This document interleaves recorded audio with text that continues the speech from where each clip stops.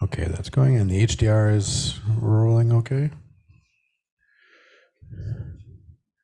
Is that working for you, Ariana? Hi. Aha, Yes, okay, working. let me just do Yay. a little intro real quick and then I'll pass it over to you. Okay, hello everyone. Welcome back to Concordia University's Force-Space. Thanks for joining us today for, what's the title of this? Activating Games, I believe, is the working title we're going for. Hosted game sessions. We have a couple game makers in the space. I just want to continue by saying that we're streaming to YouTube live from Force-Space. We're located here on unceded Indigenous lands in Tiohtià:ke, Montreal. We work with the university community. We try to mobilize knowledge. We co-create daily activities, and we examine research questions that are happening here at Concordia. We're running this also as a live stream meeting through Zoom, so if you have questions there, you can ask it. But of course, if you're in the space, you want to participate in the games, or you have questions, we'll get microphones to you. And with that, it is my pleasure to pass the mic over to Ariana. Hello. Hello. Hi, everyone. Thank you for being here and in the live stream. So I'm so happy to kickstart this participatory gaming session that we're going to have with the tag members, Scott, Owen, and Hanine over the next few hours. The person starting is going to be Scott with his game, The Rabbit Hole. It's a project that he did by turning research on Canadian disinformation into a playable fantasy game. So without further ado, I'm going to pass it to Scott, who's going to be explaining the project. You have your mic? I think so. Okay, go ahead. Is it muted, or you can hear me? It sounds great, right? Great. Okay, cool. I'm gonna just give some context for the game. I'm gonna, the camera, which camera? This camera? Yeah, this camera. Okay, look right at you. Yeah, I'm just gonna give some context for the game before offering a chance for people to play it, look at it, and engage with it.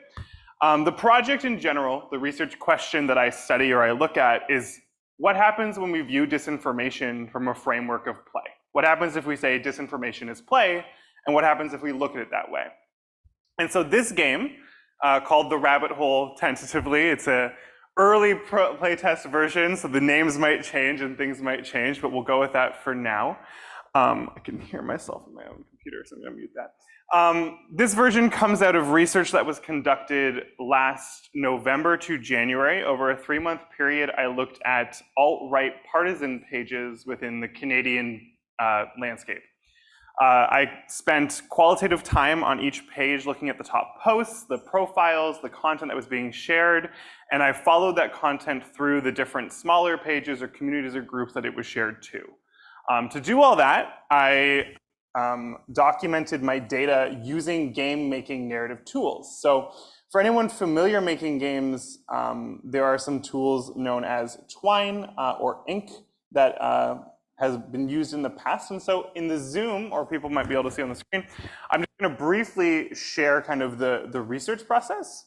And then I'm going to kind of show you the game so you can make that connection between the two.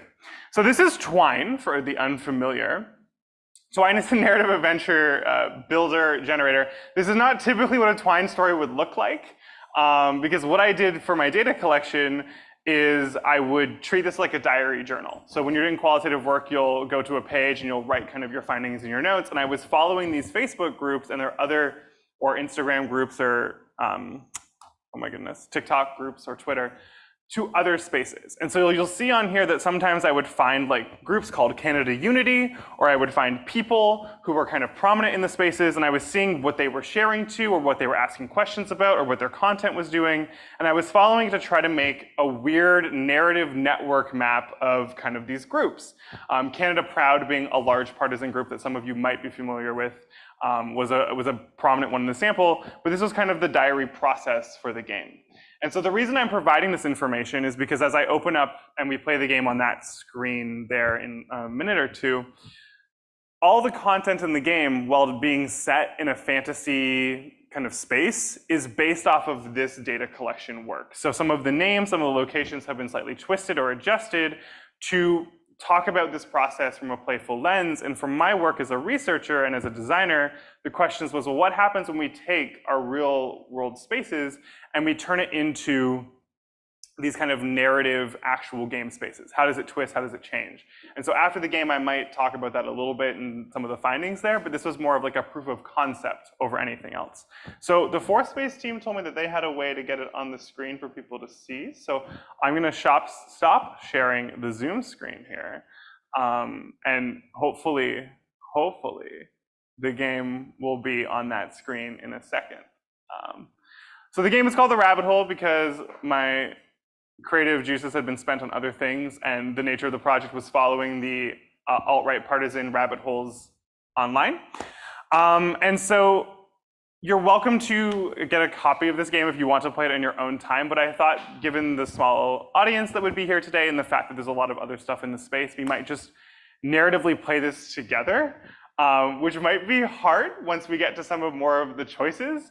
But for now, I'll just try to do some of the reading and we'll make choices at the end together. So, did I ever tell you about the time that I journeyed into the belly of the beast, when I hunted for something that so few believed in?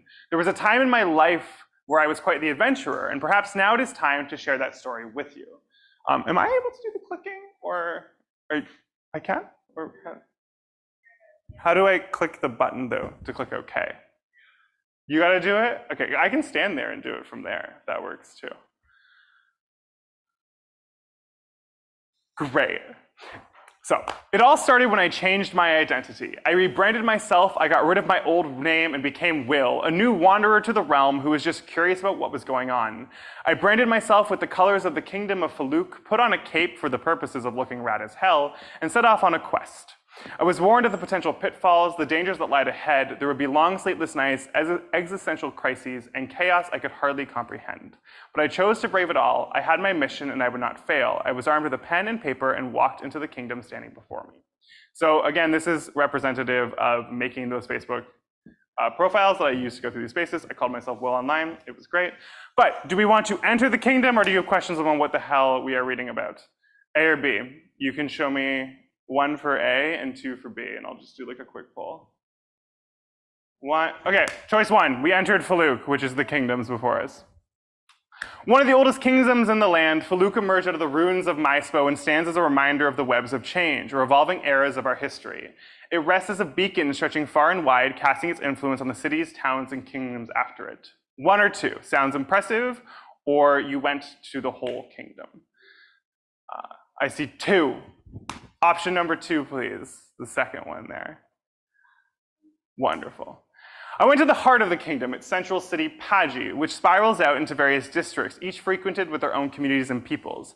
Its deep blue flag with a bold white line down the middle is a welcome haven for some, but to an explorer like me, it's a potential cover for a darker lineage. This is where my story begins, entering Paji on a regular day. The massive stone walls obfuscate the city beyond, but I know it's full of so many things to explore. So much happened in my time, so do help me tell this tale through your questions and directions. Together we shall rewalk through this looking glass, revisit the adventures, my discoveries, and paths. In light of that, I stand at the city gates and there are 2 options here actually. There's an option to begin the mission, and then there's an option below it. If the people can just scroll down, that would be great. So we choose this, prepare to begin or start with what was obvious. Option 1 or option 2, show me with a finger. Quick poll puts it as we prepared. We prepared to begin the mission. Option 1. Wonderful. If you want to just scroll up a little bit, because no, can I actually just stand at the computer? Is that okay? Will the mic I think that might be just easier if that's allowed. That way you're not, I know the game enough to know the scrolling too. Okay. So, everyone can hear me okay still? Cool. So, in light of that, I stand at the city gates, and that was what we just entered. My preparations were minor. I had a general curiosity and a motivation to seek it out, but beyond that, I first had to get into the city.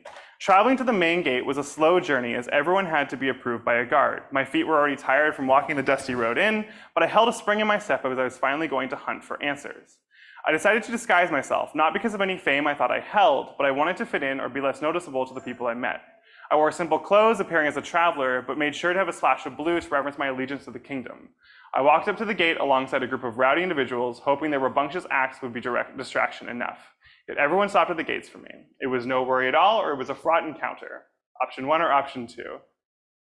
Y'all want it to be a hard time. Okay, fraught encounter. Here we go. It did not go smoothly. I thought that my fake ID would be enough, but the whole process was purposeful. Let me lay it out for you. The rugged guard snatched the ID from my hands. Then they got right up in my face and said, option 1, 2, 3, or 4. What's your business? How old is this photo? What is your date of birth? Or what parts of the city are you interested in? I see 4 getting the most votes. What parts of the city are you interested in? What a ridiculous question, I thought. What part of the city? Why the whole thing? I wasn't going to tell them that I wanted to explore the underbelly, find the nefarious and vulnerable. They might see me as some kind of miscreant. So I went with something more vague. The markets for sure, but I have also heard that some of the guild halls and local bars are worth checking out. That worked. Oh, what? It scrolls the opposite of how I scroll. This is, okay. The annoyed guard mumbled something to themselves, then they aggressively shouted, what's your business here? How old is this photo? What is your date of birth? Option, oh, it's like a tie. Option 2, how old is this photo of you? To be honest, I was a bit insulted. I thought I still had many features of my youth, but apparently not. A bit caught up in this, I very plainly and calmly responded with, of course. I look not a day older than the photo of such a handsome person. How did the guard respond? The ever-particular guards scoffed to themselves, then they scrutinized the document and quickly asked, what's your business here or date of birth? Option 1, everyone wants to know my business. I cleared my throat and stated, I'm a journeyman looking to find some of the rarest goods. I heard of some of the lovely things your markets, craftsmen, and merchants hold and wanted to see what I might find. I was a tad nervous but more uncomfortable as I seemingly contemplated every word that left my mouth. And then, the clearly idiotic guard put their hand on the hilt of their weapon, then they scanned their eyes across my body from head to toe, paused and grumbled, what is your date of birth? The question was unexpected as my ID states it clearly. Perhaps they thought I was lying or just an unobservant city employee. However, I needed to get in, so I sighed and really repeated the words on my ID. What happened next? The endlessly frustrating guards stared at me as if trying to freeze my heart. Then they handed me back my document and simply stated, okay, you can enter, welcome to Faluk.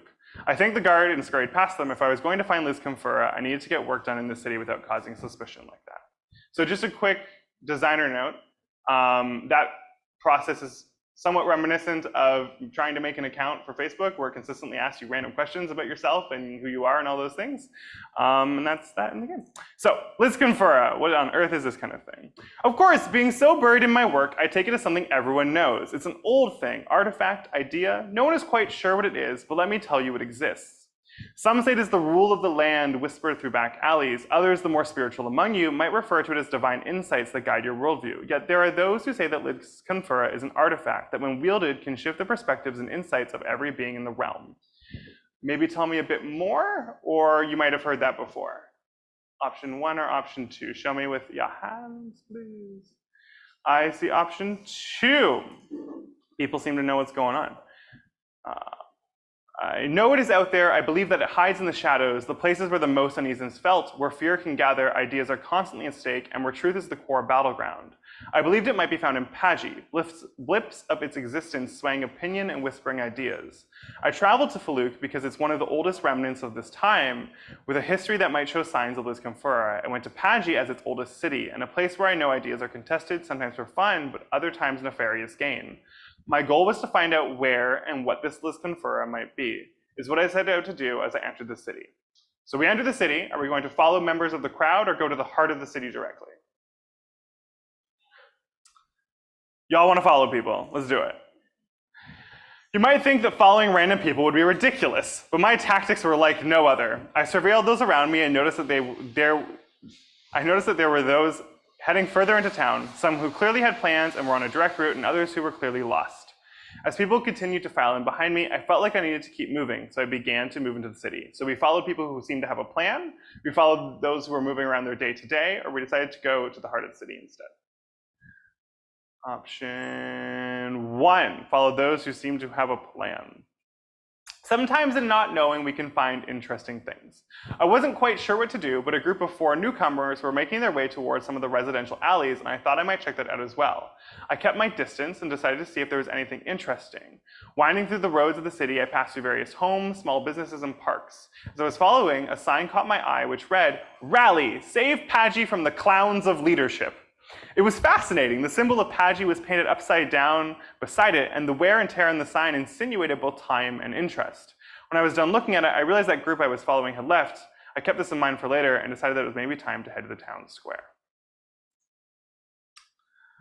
Paji was known for its very populous and long history. Its public square was a haven for anyone interested in what might be going on, where the seedy underbelly was somewhat filtered into a more general space.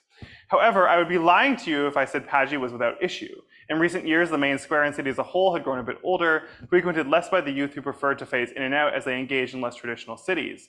Many still used its central communication system because sending messages through postal pigeons was still a backbone of communication to the realm. As I entered into the square, I was blown away by the amount of things happening. People were running to and fro, crowds were huddled around different people, and vendors were trying to show me all their wares. It was overwhelming, and somehow in this bustle, I needed to figure out where to begin. So, do we start shouting? Do we look for specific people? Do we ask for directions, or do we just sit down and take it all in? We're in the square of the city. People want to yell at people. Okay. We start shouting. What do we shout? Do we babble incoherently, just scream, or be very direct?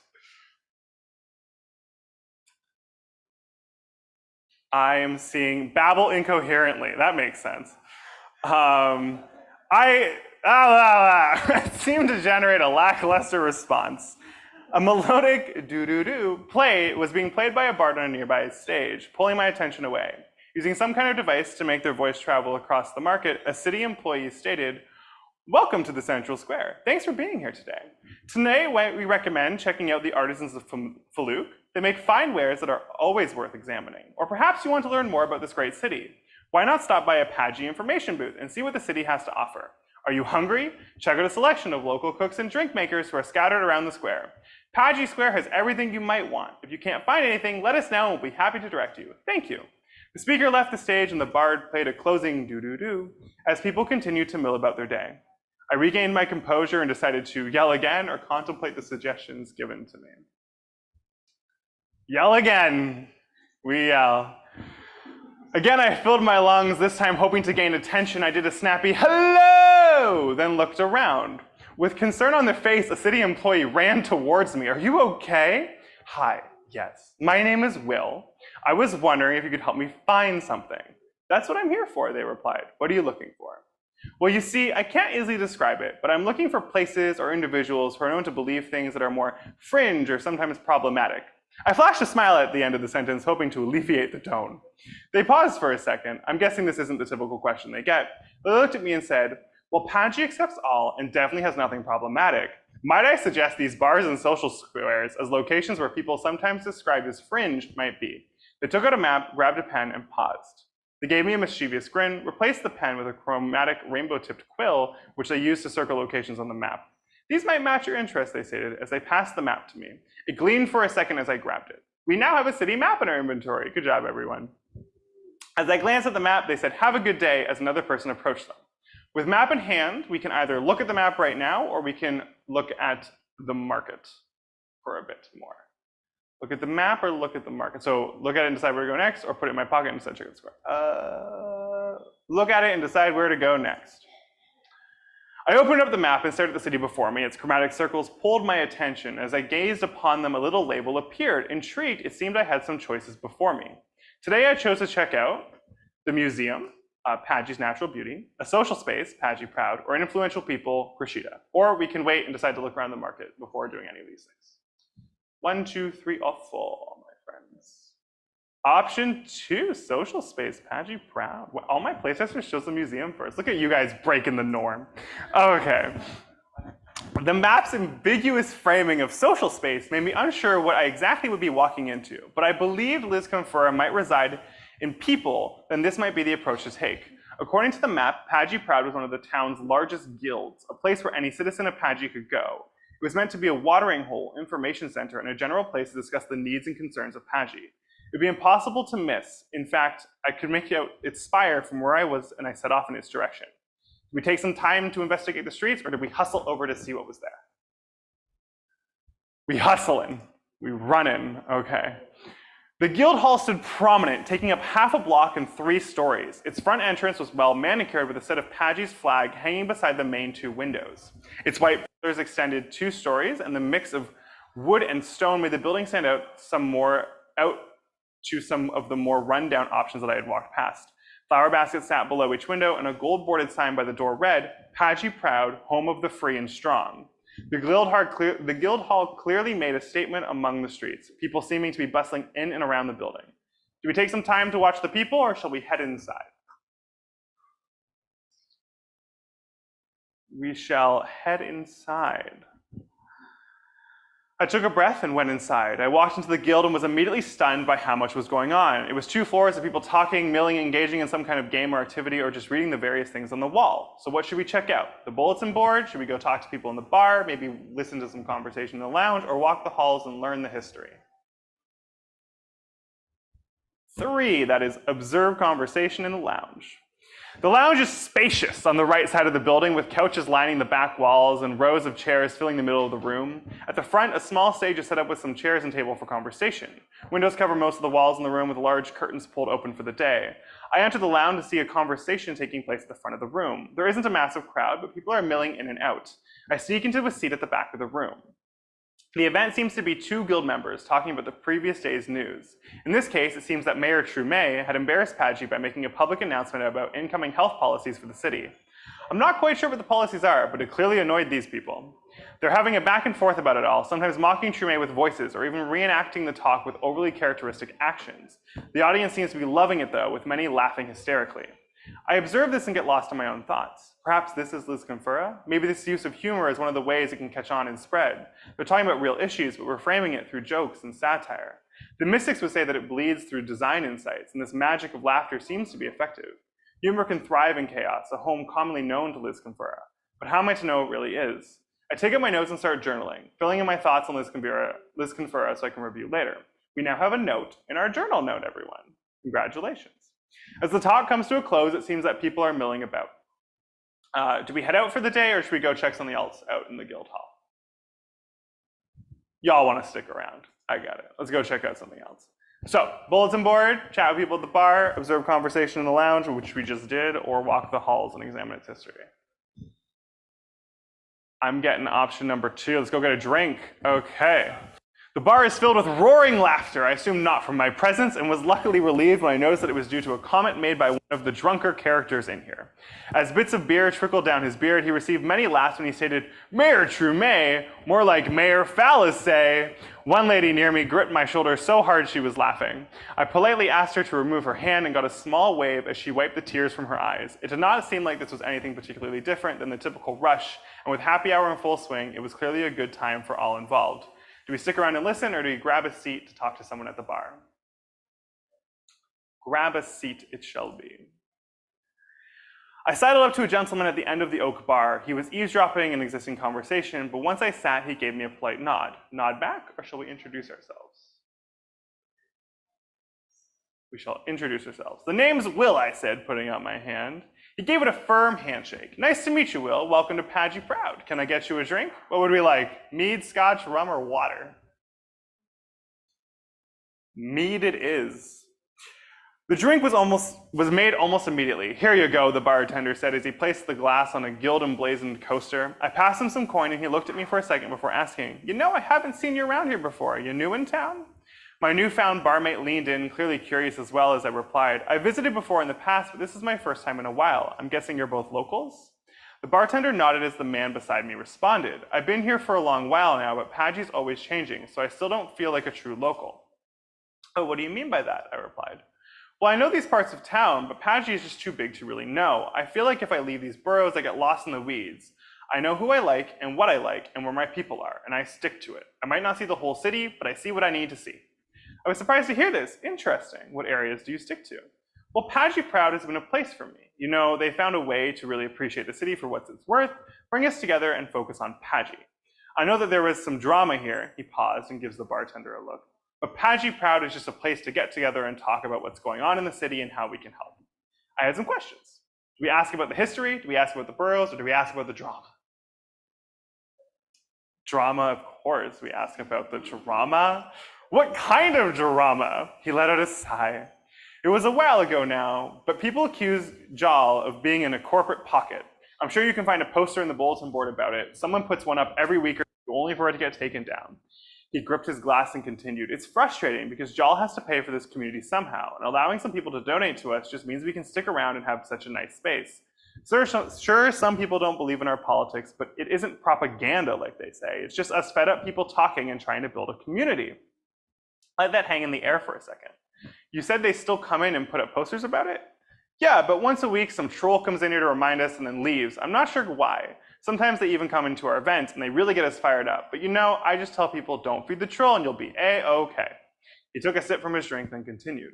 The whole thing did create some tension though, and there are now some other smaller groups in town that do the same thing as us. They seem relatively ignored, which is nice, but the communities there are much tinier. I nod. Out of curiosity, how might I find these communities? They shouldn't be too hard to miss. Some of the names to look for are Padgy Unity, Faluke Free, and of course, set of knockoff Padgy Prouds, including Padgy Proud Public and the uncreative, samely named Padgy Proud.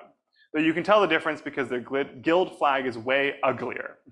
Got it, thank you. Should we ask some more questions or should we move on? We should move on. Okay. I got up to thank the bartender and my newfound bar buddy for their time before making my way back to the guild. What should I check out?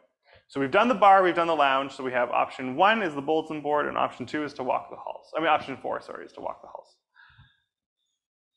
Ooh, it's high. We'll go with the first one because the mouse is there. Okay. In the entryway, there's a massive wall filled with flyers, posters, and announcements. Some are old, with dates that have long since occurred, but placed on top of them are new posts. There seems to be a lot going on, from meetups and talks and discussion groups. There are also a handful of posts on the board which are definitely just meant to be for humorous, fun, or team-building purposes. Do we look at the events or do we look at the fun stuff? Fun stuff it is. I must admit I got a bit distracted reading the funny posts. There was one that had a drawing of a smiling golden retriever on the right and a grumpy Maine Coon cat on the left with voter statistics from the last mayoral election below each. It insinuated that those who voted for Mayor Trumet were grumpy cat people and those who had around it laughing and those had posted around it laughing about how true it was that those who loved Padgy Proud were clearly dog people rather than cat people. Another one hinted at the age of those in the guild hall, as it was just a blank piece of paper asking people to share something that would tell when they were born without saying the number. Most of the comments were people talking about technology or city improvements from their youth, but a few hinted at the state of the nation, though they did seem to be mostly ignored. The last one that caught my eye was ripped. It seemed to have led to an emotional reaction as the tatters that remained were covered in marker. Somewhat hard to make out, it appeared that one of Padgy Proud's leaders, Jal Fagal, was accused of making the group political without being explicit in that. This is an older controversy that's pretty well known, so it's surprising to see it so blatantly put up and then removed from the board. Check out the events on the board, or should we look at something else in the guild?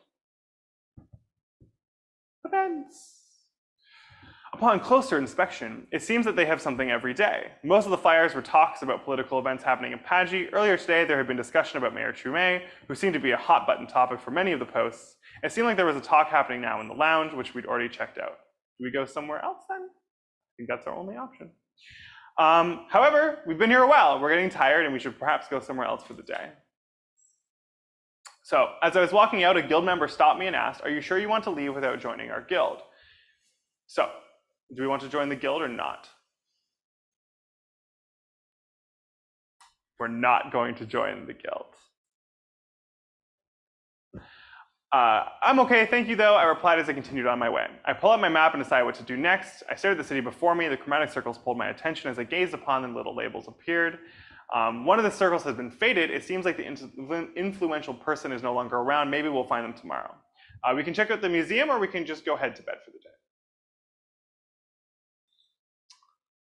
We are going to go to bed. Good night, everyone. No.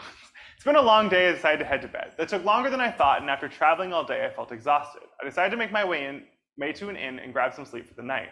My friends had suggested that I stay at the Endless Tab, a quaint tavern that peeked out among the alleyways in the city's central district. I walked into a small but quaint bar that had a few regulars laughing about. It was still a bit early in the day, but I was pretty tired from my journey. I walked over to the tavern keep and asked, "Can I get a room for the night?" They seemed to be like the strong, silent type, with an apron tied around their waist and their eyes watching the drunkards like a hawk, but they responded, "Of course, just one night though? You look like you've had quite the journey, and I can tell when someone might need a few days to recoup. I can offer you a deal if you stay a few days." They weren't wrong. I probably would be here for at least a few days. Sure, why not make it 3 nights? With pleasure, they responded with a smile. "Here is your key. The room is right upstairs. If you need anything else, my name is Otree." "Will," I replied, "and thank you for your hospitality." "Of course, though you are paying, so not much thanks needed so long as you get my coin." They flashed me a sly smile. "You know, the night is still young and we got happy hour on, so why don't you grab a drink or two before heading off to bed?" So at the end of the day, we know that we have a map and we made a note in our research journal about Liz Camphora, but we can choose to grab a drink, so we can say that sounds like a good idea, or we can just go to bed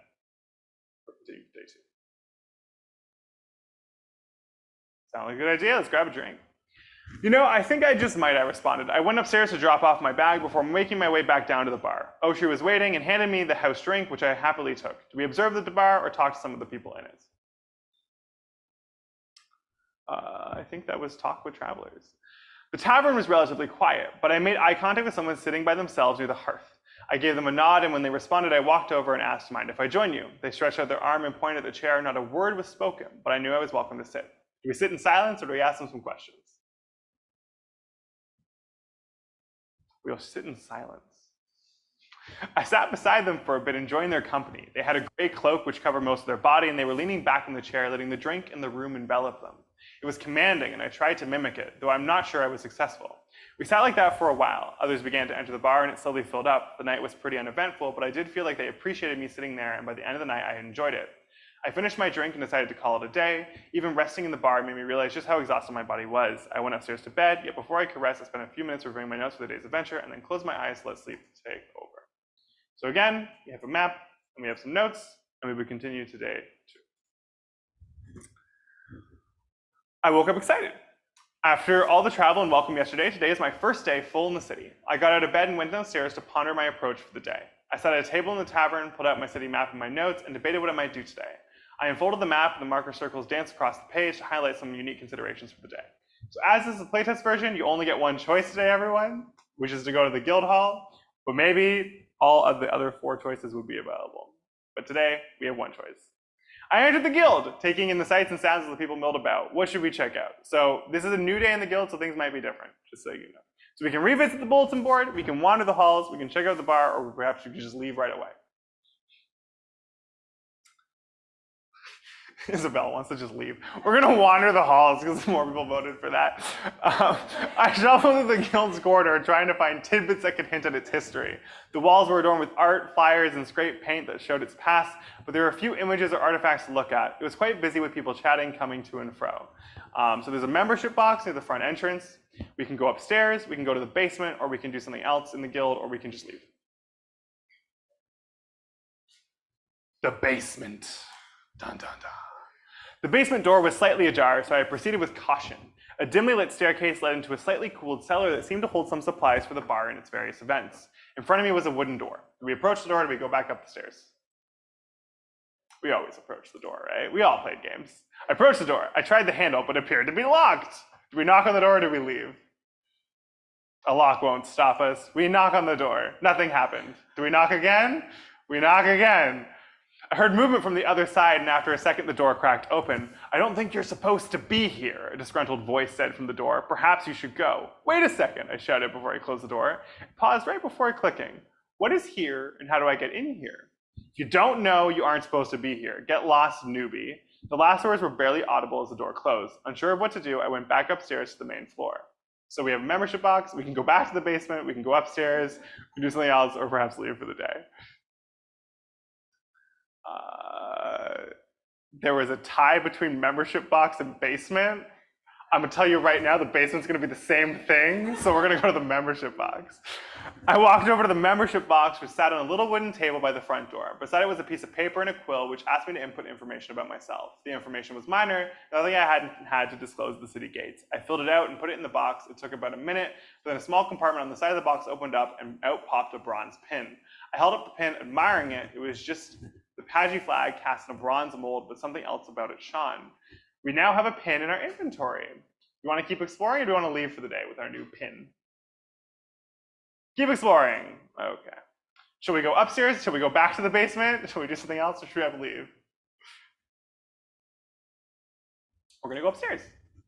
I climbed the stairs to the second floor. The sounds from below dwindled away, and I found myself among a corridor of rooms. I started meandering down a hall when a well-dressed man approached me and asked, "Can I help you?" "Oh, I'm just a new guild member and I wanted to look around," I replied. "Of course, is there anything in particular you're looking for?" "Not really." I took a second to see if I could tell what any of the doors led to. "What kind of rooms are up here?" "We have meeting rooms, alternate lounges, and keep some of our archives. Beyond that, a few rooms around here are used for making guild-related materials, such as posters for the bulletin board." The mention of archives piqued my curiosity. "Perhaps I could check out the archives." "Oh, I'm sorry," they replied with an exaggerated frown. "Well, you do have permission to be up here. The archives are only for people on our administrative team. That way we can help keep our documents safe. Is there a particular interest you have in any of our files? We can mention Liz Confura, or or we can keep it general to the guild. I shall mention Liz Confura. I'm actually studying something known as Liz Confura. Perhaps you've heard of it. They shook their head no, so I continued. It's this idea of being an artifact, this idea or being or artifact. No one is really sure, I stammered. I'm exploring how ideas, beliefs, and opinions form as Liz Confura is known to alter them. At least it is rumored to. That does sound interesting, but unfortunately I don't do this. There are a few typos in here. Something the guild can help you with. Maybe you can check out a local library. I nod. Perhaps I could do that. Sorry to bother you. Perhaps I should be on my way. Of course, if there are other things you need help with, feel free to ask. I made my way back downstairs. We can go back upstairs, we can go back to the basement, we can go do something else in the guild, or we can leave the guild for the day. We are going to do something else. Shall we participate in some activities to try to earn member credits? Should we revisit the bulletin board, or should we check out the guild bar or leave for the day? You guys want to do some credits? Okay, before we didn't want to join the guild, now we're leveling up. I see how it is. I wasn't quite sure how to improve my membership, but I figured my best bet was to talk to some guild members. I waited by the door for a bit until a man with a platinum pin strolled through. He was wearing a gray cotton shirt upon which his pin brightly shone. Excuse me, I said, stepping beside him. Sorry to bother you, but might you happen to know how I can increase my status within the guild? You want to increase your status, huh? He said in a gruff tone. Well, you just do some things to participate in the guild. I stared at him for a second, which I think he interpreted as me not knowing what that meant, and he continued. So perhaps you can participate in a debate, organize an event, help provide a listening ear in the bar. In time, people like myself might notice this and increase your status. Heck, maybe you'll even end up with a platinum pin like mine. He flashed me a smile and I responded, oh, wonderful. Okay, I'll see what I might do. Sounds like a good plan, newbie. Glad to have someone eager like you around. He gave me a nod and continued on his way upstairs. So with that in mind, what shall we do? We can participate in the lounge, we can find someone to help at the bar, or wait for now to do something else. To the lounge. We're going to stop in about 5 minutes, everyone. We'll probably be done by then anyways. I entered the lounge to quite a ruckus. The tables and chairs had been pushed around and a group of people were sitting in a circle debating. I meandered over to take note of what was going on. It seemed that there was a recent point of political tension. As I find a spot on the edge of the circle, one gentleman with a handlebar mustache rose from his chair, pointed to a man across from him and said with passion, I don't care what makes Pagi more forward-thinking. That business has had its name since before I was born and it shouldn't change it just to protect some feelings. Many people around me nodded their heads in agreement, with one woman standing up and adding, I just don't understand why they think this is a good idea. It's just a name, and changing it will only harm their business. Also, what kind of message does that send? Across from her, a younger man stood up and said, you're right, though. It is just a name. Why do we care so much if they change it from Girl Scout Bakery to Scouts Bakery? It's just cookies, folks. Nothing has really changed. This was met with a set of mixed reaction, and the person beside me having their knuckles turned white in anger. I felt a bit out of the conversation as it seemed like something of a local matter, but I watched the level of emotion that was being taken up the space. This is a chance to improve our guild status. I cleared my throat and attempted to participate. Do we support the name change, or do we not support the name change? Hanine, is that a 2 or a 1? Oh, we spoke against the name change. I'm new here and I think this sounds ridiculous.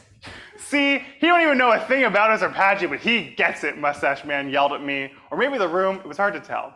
He doesn't need to know nothing to know that this is a dumb thing. Yeah, I remember that MySpo was doing something like this, and look at how that ended, I replied back. It was a lie, but it landed well. I didn't know that, replied a woman with a purple floral top, but that makes sense. Maybe it's just a stepping stone. Not just a stepping stone, but a cover-up for the larger garbage Trume is engaging in. Sure, it's just cookies, but it's part of a larger ploy.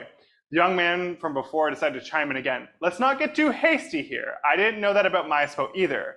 But to draw a line from this to Trume is a bit far-fetched, no? Freaking Mayor Trume is the most corrupt terrorist Pagi has ever had, shouted Handlebar Mustache Man. For being a leader, he's more of a joke, chimed in another. As the conversation continued for some time, I felt myself get lost on how we got to talking about the corruptness of politicians. Matching my own confusion, the person beside me asked, wait, how did we get onto a conversation about Trume? Wasn't this about cookies? I shrugged my shoulders, but the lady behind me offered some clarity. Well, we started talking about that, but then the man over there, and I followed her hand to the handlebar mustache man who was currently red in the face with rage, he discussed how Mayor Trume is the reason for this change, something about a policy change? And then that woman, she said while pointing to a young woman sitting in the main circle, she emphasized that Trume has been consistently altering our city's past. I nodded in response, not sure I was fully following the conversation, but generally understood that there was renaming got linked to the current mayor, which somehow had dredged up an array of feelings. Eventually, it was clear that the conversation was going in circles, and people began to discuss that all points had been spoken. As people were leaving, the lady behind me said, "That must have been intimidating to participate like that. But that is what we want in guild members," she added with a wink. "Even if they are wrong, why don't you come with me and we can upgrade that pin of yours? That would be great." I walked back to the box, which gave me my first pin. They fiddled with it for a second before taking a pin off my chest and replacing it into the box. It whirred for a second before popping back out all shiny and silver. "Here you go. Thanks for participating in the guild. Maybe you will reach gold soon." "Hopefully," I replied. "We now have a silver pin." So, I said we'd stop in 5 minutes. The game is pretty much over because there's only like 1 or 2 things you can do left in the guild, but I figured that would give you a taste of the game, and perhaps if you have questions about what the hell just happened, and or I can provide some context for that, I thought because it's 10 minutes, I think, till the end of this session, so I'm going to just take 10 minutes now to break the down a bit. So I mentioned that is a game, or this is a prototype game about alt-right partisan groups in Canada and their movement online. And I don't know if you can see that from the gameplay, but that's what it's trying to get at.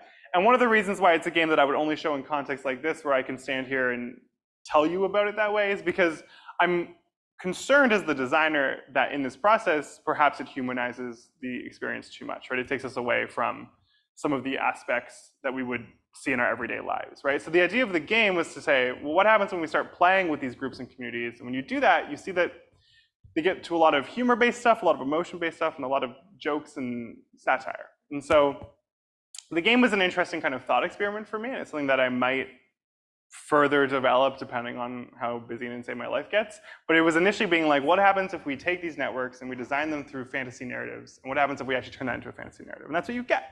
So I have a lot of thoughts about it, I have a lot of feelings about it, but you all just experienced some of it. And if you have questions about things that were there, I can break those down more. If you have questions about what the hell that was, or just in general, I'm happy to field them now if we want. If you want, but we don't have to. There's a question here. I'm just going to lean against the table. Yeah, it was interesting. The first thought that was coming to mind when the game was finishing was sort of what fantasy affords to this type of research. Like, what does it give? And you're sort of explaining, it sort of breaks it down and adds humor and just changes the experience. But you were also talking about how it has the ability to dehumanize or to make things light when they should or shouldn't be.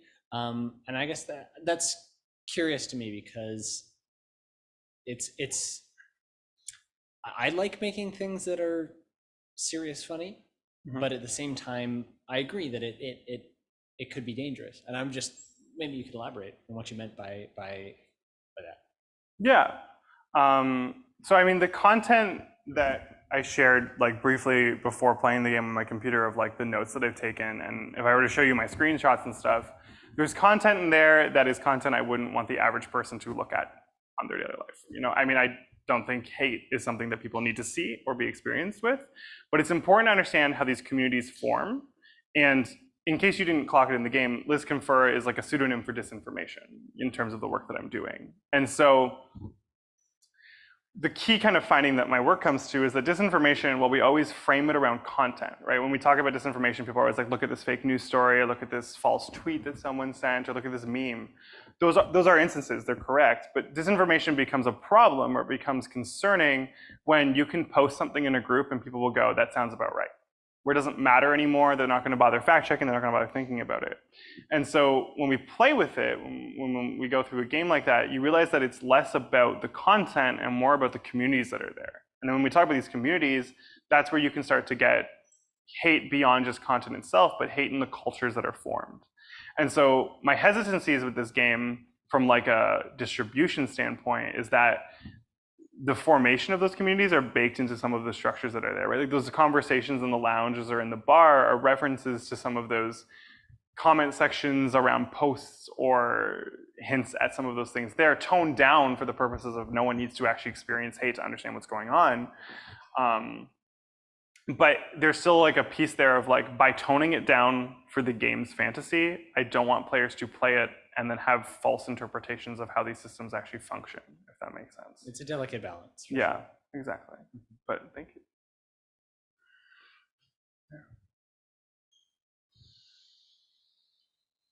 So I'm trying to think of where to put it. And as you can tell, there's still some typos and things to fix. And initially it was going to be 7 days. And then I realized that my sanity was important because that is currently 55 pages of single space text if you play through it all. Now, you guys only saw a glimpse of it, right? You didn't go to the museum, you didn't go to the other areas, but those are all different aspects and dimensions of where the data that I looked at was from, right? So like the museum, if you're curious, is a reference to, like, we all heard about the Freedom Convoy, right? Yeah, it's fun, it's great.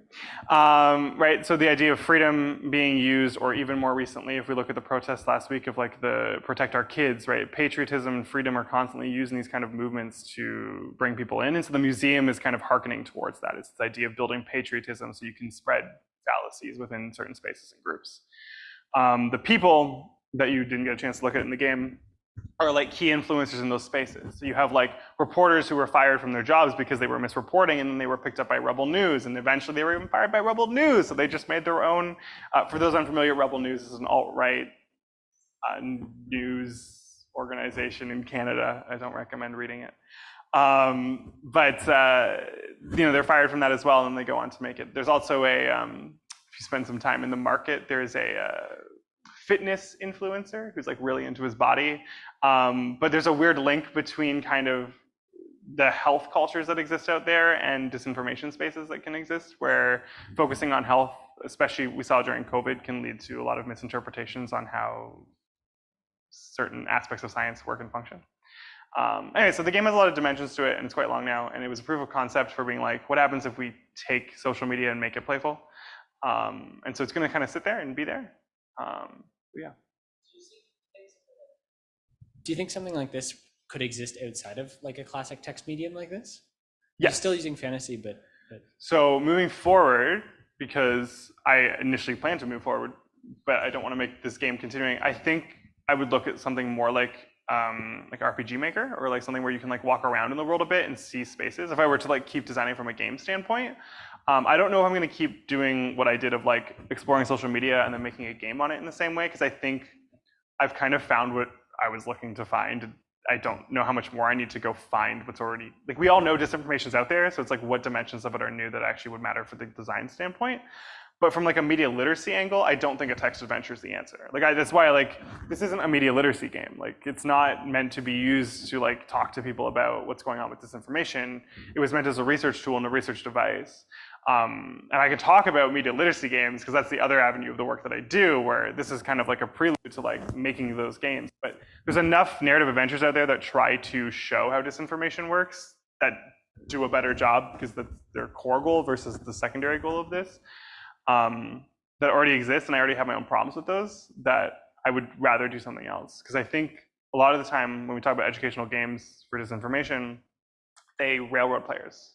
They don't give you agency to think about. And when we think about our digital lives, we're not railroaded as obviously as a game makes it seem, right? Like, yes, Facebook is altering your feed so you can see certain things, and certain algorithms are promoting content in certain ways, but you still have a lot more choice over how you engage with content and what you do when you engage in content. And a lot of the educational games that talk about disinfo don't offer that same choice to their players. And so for me as a designer, that's the direction I'm going in moving forward. So stay tuned for the next year when I hopefully have a game out for the next Commons. But yeah, I think we'll end there, because I know that there's, are you next or is Hanine next? Hanine's next? We got a board game coming up, and so I want to give space for that. But thank you everyone for participating. Appreciate it.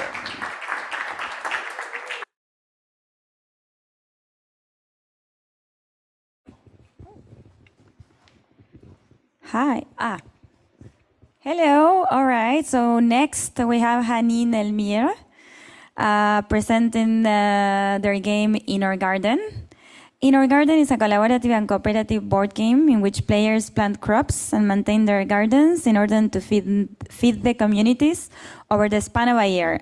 Once a year has passed, the players may decide to expand their individual soil plots, start a community garden, get a fridge, or participate in a farmer's market. So, Hanine, please tell us about your project. Thank you, Ariana. We were just wondering, actually, should I bring the game over here, or are we going to go to the other table?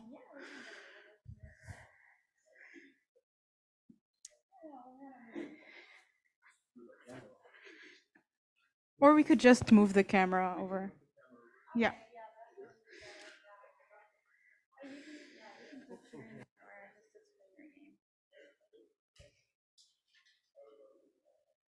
People in person, feel free to come closer as well if you want to see it not on a screen.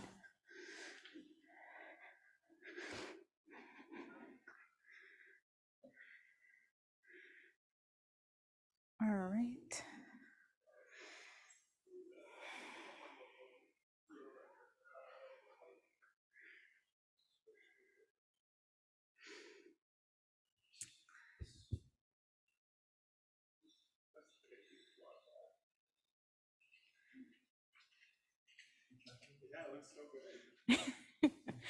All right, so the game you see in front of you, mostly cards at the moment, but some tokens and a dice, is In Our Garden. In Our Garden is a cooperative and collaborative game in which people plant seeds and these seeds transform into some other produce in order to, like Ariana said, combat food insecurity and be more secure and stable in feeding their communities.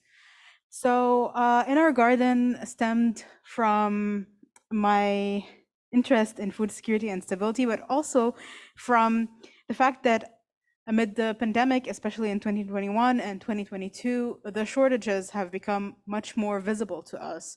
So we learned more about the way our food is produced, and we learned more about how our food is transported all over the globe.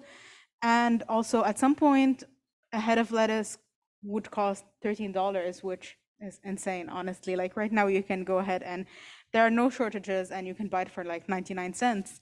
So In Our Garden is somehow trying to educate people into figuring out how to plant their own produce and not rely as much on chain oligarchies and monopolies that take over supermarkets and price as they please.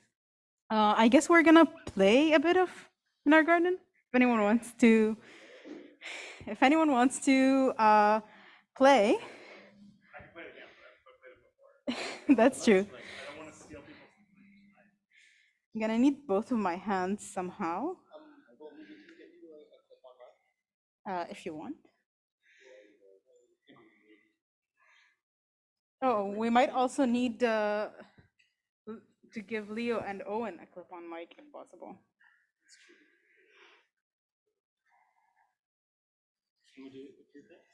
Yeah.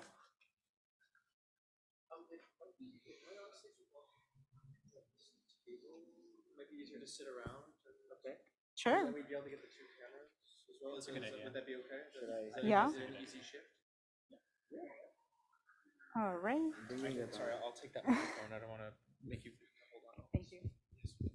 We're moving here.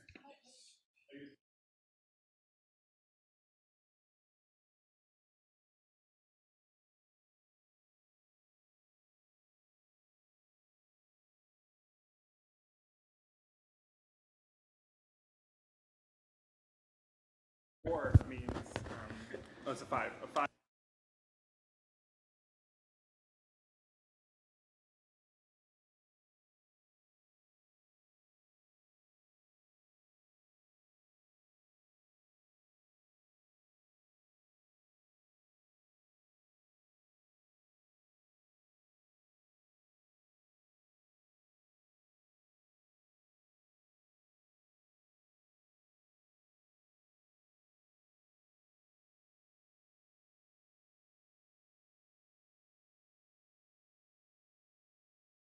You'll be.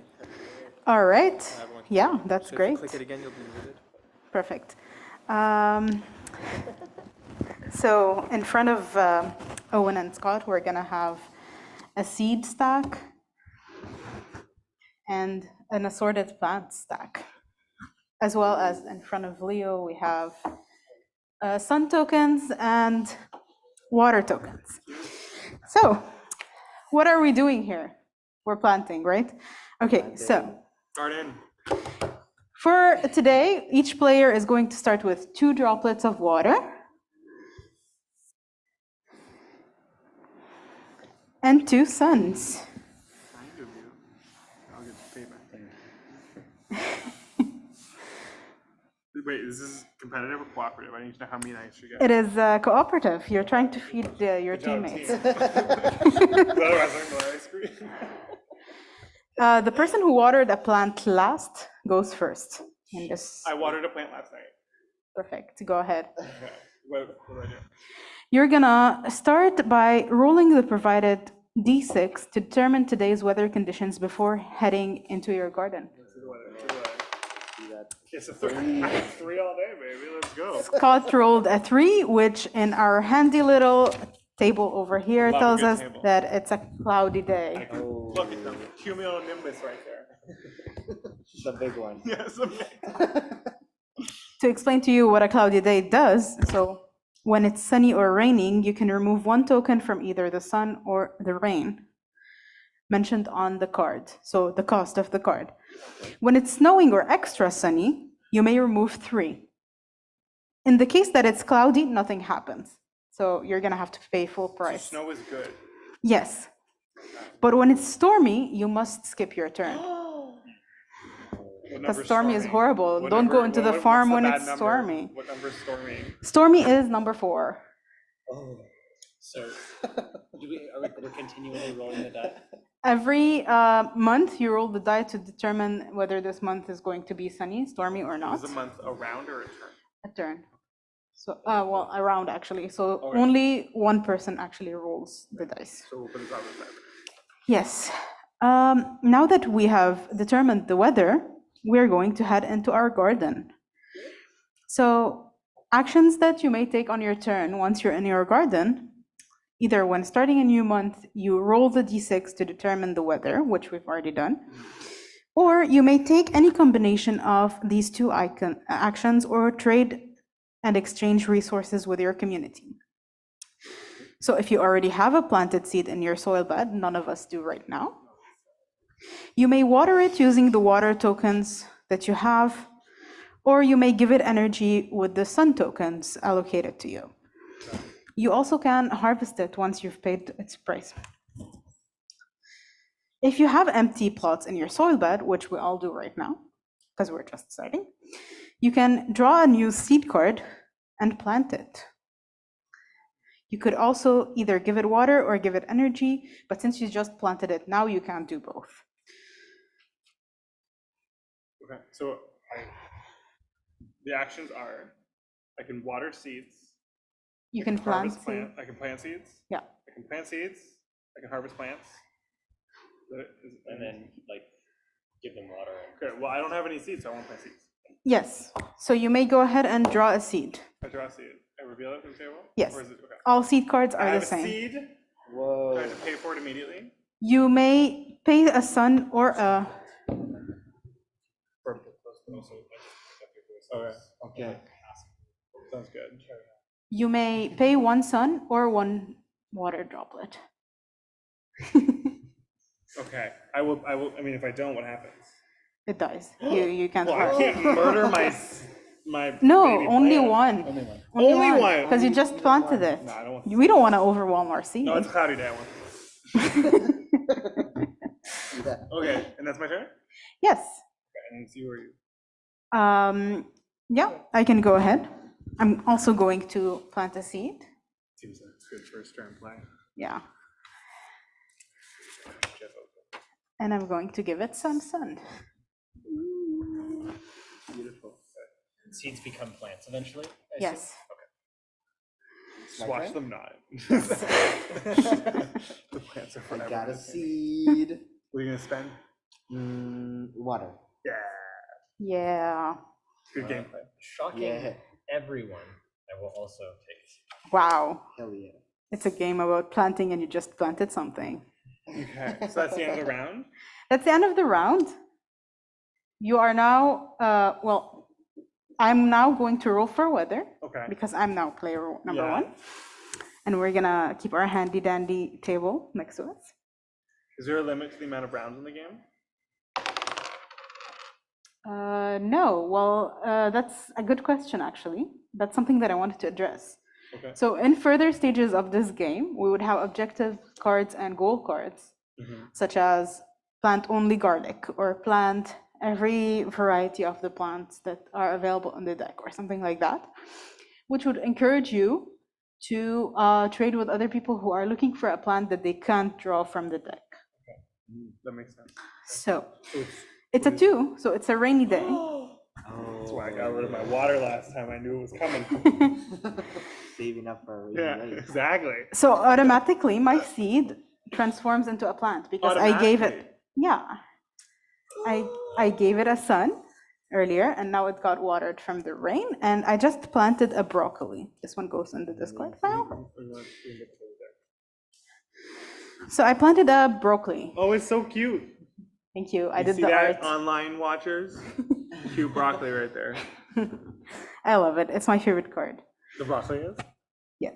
What does it say on it? This little tree-shaped vegetable is a great source of vitamin C, which helps our immunity. It's ready for harvest in 5 turns. 5 turns. Yeah. Whoa. And it yields 1 head. What? It yields 1 head, so it doesn't really give you as much. Yields. And so I noticed that that one also has the sun and water symbols on it. We're still going to like water it until we can harvest it, basically. What happens if you can't water it? You can skip your turn to take tokens. Oh, okay. Oh, I see. That's okay. Okay. So does that mean that my seed didn't turn into a plant? Yeah. Not yet. You have to water it. Did yours? No, because the Hanine was first this round. 'Cause I watered it last turn. Yeah, but then we Okay. got. It won't until the start of your turn, Oh. right? Yeah. Now it's your turn, so you have to give it energy. Wait, so your turn was getting the broccoli, or was it, did you also gotten the seed? The seed transforms into a broccoli, but I could have, Like, was that your action? yes. I wasn't sure if it was like it happens, or like it was your action. That's what It's I your was action. I was just clarifying. Okay, so now I have to spend 1 sun to give it some energy, right? No, you did that last turn already. No. No, You did I the did water. the water. Right. Yeah. So it's been used. It has 1 water used on it, and then a sun to make it turn into a plant. yes. And then when I it do turns that, into it a turns plant. into a plant? Yes. Awesome. It's the water can turn into plants. Some rain.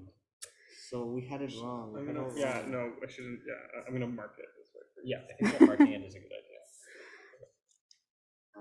Track. Yes. So seed can go in. See in the discard pile, and now I have corn. This cove is at once a fruit and a vegetable, and a cereal Corn's a / grain. fruit?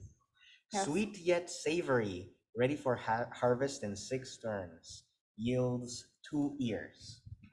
Wait, corn's a fruit? Yeah. It's everything. It's everything at once. I put it in my veggie drawer in my fridge. I mean, everyone does, I You're think. wrong. You also Keeps like a vegetable. put your tomatoes in your veggies, no? Well, I've heard about the tomato debate, but I've never heard of the corn debate. This is brand new stuff. Okay. I've done my research. Yeah, clearly. Okay. You're up. All right. So just for reference, do you have to spend that to be able to harvest it? Yes. Okay. Okay. But it has to be, for example, in this case, it's 6 turns, so it has to be within 6 turns that you harvest it, Yes. or after. Okay, I'm going to spend my other son, to also do the same thing. I got a carrot. This fibrous root vegetable is full of nutrients that helps keep your bones healthy. Ready for harvest in 3 turns, yields 5 carrots. And I can flip it pretty easily. So the carrot card is actually more profitable than the broccoli because it gives you 5 carrots. I see what's happening. Yeah. Can I choose not to have my seed become a plant and grab another seed instead? You may, yes. It's one of the actions. So you can either trade something if you already have something can that you've trade? harvested. Yeah, like once I have my broccoli and Owen has the carrot, I could be like, I'll give you my head of broccoli for 2 Oh, carrots. okay, but I can't trade like sunshine. No. Okay. I was like, how do I do that? I know sunshine in a bottle exists in D&D, but You can water stuff, you can give them energy, or you may plant something new. I think I'm just gonna get a bunch of these going. Oh, I'll spend my sun on it. This is a sprouted seed. So remember, today is a rainy day. So this automatically flips? Next turn it's flipping, but you gotta remember. Yes, that's good. I should see this helps me design-wise, because I need to figure out a way to track the sun and Yeah. the water. Dye is a good option, like dice. Yeah, Colored like dice, in Magic blue the dice Gathering. Versus... Yeah, it counts. Yeah. All right. Roll It's the your die. turn. Oh, it's my turn? Yes. Yeah, we had clouds and then rain. It made sense narratively. 6. 6 is extra sunny.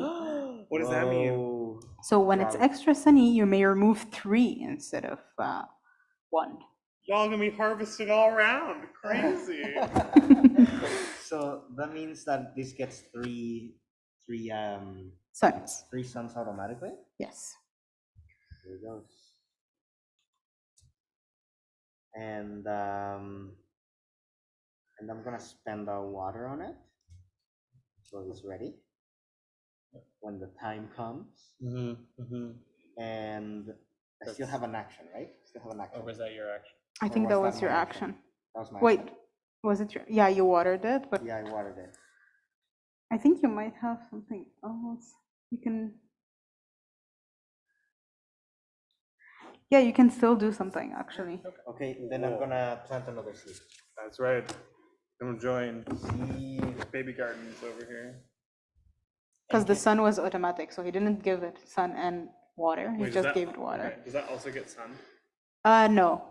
Because This- he's used the 3 on the other one. Can he use Yeah. his other sun on that, or he's already done that? He can't at the moment because he already did all his actions. Oh.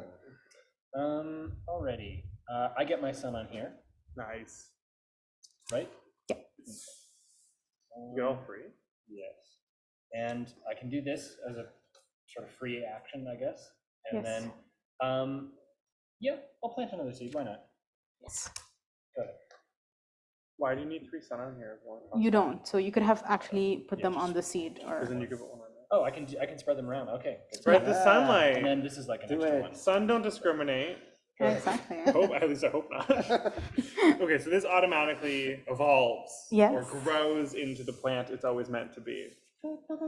Guess what it's gonna be? I'm guessing it's gonna be vegetable. Oh. I got corn. It's a It's fruit. corn. Yeah. And a Dang it. vegetable and a grain. We've learned about corn. Now it automatically gets the sunlight, right? Yes, Because of it the gets round. 3.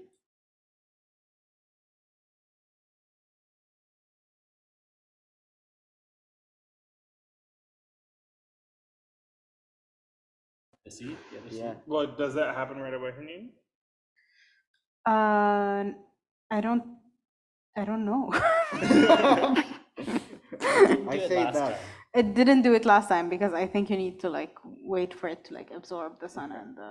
So my turn's Yeah, done, right? Or can I at least put my I think you water can on put my one on. corn? Yeah. Right? Go ahead. Or can I skip my last action to get more water? No. No. If you get more resources, you have to skip all The actions. whole turn? Yes. That's so exhausting. I know, but look at these. They take like Okay. 5 No, turns maybe I and then do the hang other on one my water. What if takes. Listen, okay, I'll keep it. I'm low on resources. Yeah. Me too. You and I each got 1 sunlight left. Yeah. That's all. So I think I'm going to take some resources, which is 1 water So you should learn that as a designer. and 1 sun, and that would be my turn. Okay. So your broccoli doesn't die though, just because you didn't do anything. No. I'm also gonna take some resources. Do we, hold on, do we roll the die? You would roll it. You would roll it. You roll Yeah. it. Actually, you put those back. Wasn't your turn? Ah, what? That's true. So I roll it now? Yeah. Okay. You in can your first tell player. that I'm very Right, okay, focused. 'cause it's just finished Yeah, there. right. I understand. That's a 5. What's a 5? A 5 is snowing. I think that's good. That's 3 waters. Whoa. We're going in. But it's not my turn, it's It's your turn. It is your turn. Yeah. Sure, why not? 3 waters? Yeah, well, I only have space for 2, but I will take it. Now, this one says ready to harvest in 3 turns. That means I can't harvest it yet. No, it's next turn, I guess, Next because turn? it's Okay. been, how long has it been? This is my, I flipped it, and then I put stuff on it, and then now I'm putting in more stuff on it. But I don't think the flipping it counts as a turn, does it? No, No, okay, so one more. 1 more. This one gets flipped. Does that count? That counts as an action to make it turn into? Yeah. It's because one I can action, put mine. And Right. then What'd you get? Oh, you got peppers. Peppers. This cone of red hot spice isn't merely bringing flavor, but also iron, magnesium, and potassium. Ready for harvest in 4 turns, yields 2 peppers. 2 peppers. The carrots gives 5 and 3. I can now. Carrots are cheaper. Carrots are clearly I okay. can now put one on here, right? Yes. That's my turn. Don't you have a water left over? Oh, I do. But I didn't have it at the time that this game designer. I think you can use it. Yeah, it's still snowing. Yeah. Yeah. It's still snowing, you know, it's gonna snow the whole month. Snow doesn't kill my plants, In this game, no. but okay, but it would in real life. Yes. Oh, I'm just checking. Okay, so It really depends on how much snow. my turn. I get my 3 temporary waters. So I'm gonna put here. I'm gonna put 1 on my corn, but it can't be harvested for a year anyways. My seed has grown into broccoli. Whoa. Yay. And I'm immediately gonna water it. And then I'm gonna put a sun on it. But that was that was the start of my turn. My actual action for the turn, right? It's like the seed was gonna Your action was transform. flipping it. And With put the it- last turn, I gotta flip it and do something. Yeah, you flipped it and then you put stuff on it. That's your But the stuff was, this was the water. Oh, okay, well, The I'm sun. gonna put my sun on it. I wanna get a seed. Well, Can I do that? what else did you do first? I grabbed the snow, and I put it on my carts. And then I flipped my seed into a broccoli. Yeah, you can get another seed. Oh. Right, I can get another seed. My turn, thank you. Awesome. So here I could either water my broccoli since it's already full sun from last time. Oh, but wait, it's a snowy, right? So it's automatically watered. Just don't use your own water. Yeah. Use the world's water. The world The water. water of the world. So it is watered and it's going to be ready for harvest in like 2 turns since we're at the 3rd turn. And my action is I'm going to plant another seed. That's me. So I get 3 water from the world, and I'm gonna spread them. Spread them over here and here, and I guess I'm just going to use this one. And Hype. and I'm gonna. You can't flip it yet, though. Yeah. Because you need to wait. It needs the thing, Oh, right? but the other one you need to wait still. Yeah, right? I lost track of how many turns I've had this for. I think like You had it a turn before mine, and I got this last. Like, You- this is You had one. it for as long as this one. okay, so that's 2. I think it's at 3 turns, yeah. It's at 3 turns. Okay, so still a long way. There's a long way to go, and I'm gonna grab another seed. Hanine, Yeah, can I ask you a question? I hopefully have an answer for that. Was there, like, what was the reasoning behind their needs and how long they take? Like, yeah, like, what was your thoughts behind, like, the 3 sun, the 2 water, and, like, 6 turns and how much it yields? So growing times are actually based on real-time farming calendars, but not exactly. So some vegetables or fruits take longer to grow and they yield less than others. And others are more profitable. Depends on their size. Like for instance, tomatoes need more space than carrots. And garlic grows in abundance, whether you treat it well or not. Okay. Basically. Cool. I was just curious. Cool. Thank you. Okay, cool. I know you don't get to go back Yeah. because you were first that round, right? Yeah. Okay. It's a 5, and It's it's snowing snowing again. again. More triple water. Okay, so, but I'm now first player? Or- Yes, yes. So I have triple water. I don't have anything to I'm do. first player. Wait. Scott is playing. But it was just Leo's. No, I Leo was know. first. And Yeah, then you but- rolled. You rolled, Yeah. And you went first. and you went first. Yeah. And then he rolls, and he goes first. And Yeah, then- you end up like going, you skip a turn. Yeah. Oh, okay, I didn't know. Well, you don't actually skip the turn. You get the turn later. You Yeah, I just, just like push you to Yeah, the back of later. the queue. Sure. I'm gonna get my carrot. Okay, okay, so I got 3 world water. I'm gonna put one on my seedling. I'm just gonna start growing a bunch of seeds. So my action will be to get another seed. I can't wait for the water and sun tokens to actually be tokens, like 3D That's my printed. turn. That'll be cool. Perfect. We might need to start sharing water. I know, right? Note to self: prepare more water because we're in a drought. Hey, that could be a topic in the game. That Yeah, we're in There's a only drought. so much water in your community. Yeah. But like the water from the rain shouldn't fit into that now. I guess Yeah, it rains less, I guess. yeah, I guess it works. I'm sold. Yeah. I'll spend $500 on a box set. It hasn't been sunny in a while, so my broccoli unfortunately is, my broccoli is already sunned from like ages ago. So I'm gonna give sun to my seed and water to my seed. So what's happened with your broccoli? My broccoli is already like well fed and taken Okay. care of. It's just growing. You just think it Okay, for the truck. right, okay. So I could do the same thing with my carrots. Yeah. Oh, But it's Leo's turn first. yeah, but I mean, it doesn't. Yeah. Like, I'll just so that like, I know that I've already taken care of it. I'm just waiting on it now. Yeah. More resources. When Yes.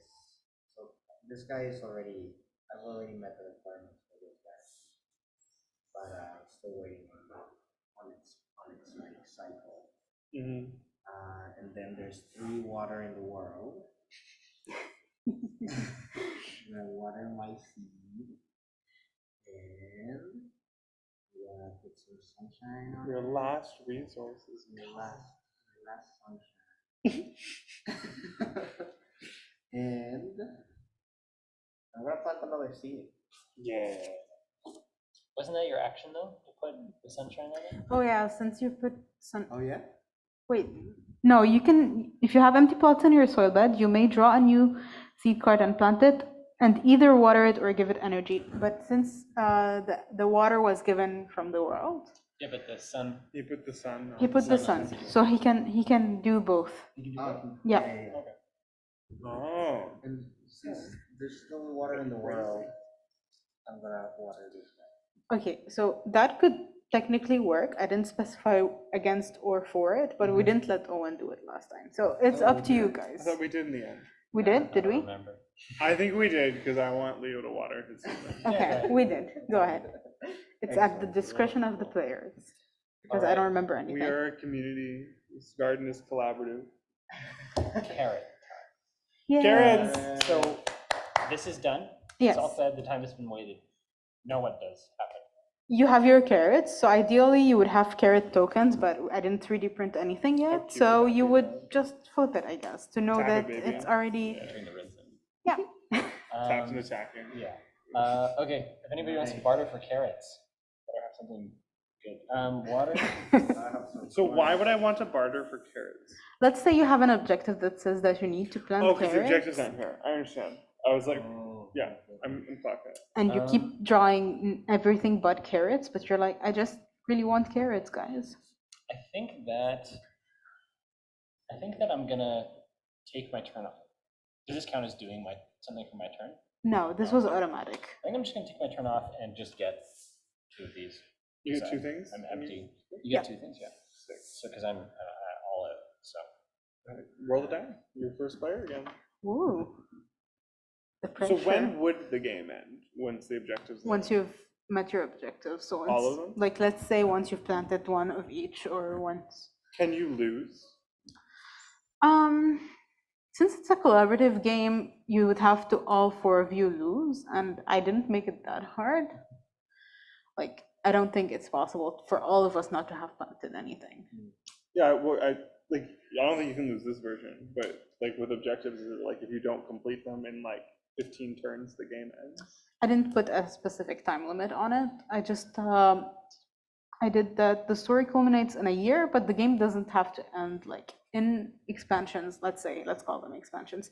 You can have a center community garden that you move from your soil beds to the community garden, or you could have like a communal fridge, like Le Frigo Vert or something like that.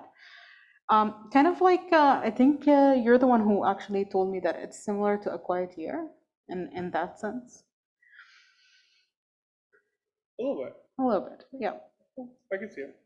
That sounds like something I'd say. I say a lot of things. It's rainy. Oh, it gets so much water around here. Where's the sun? You know? I know, right? It's been What's snow happening? and snow and snow, and then we had those big clouds.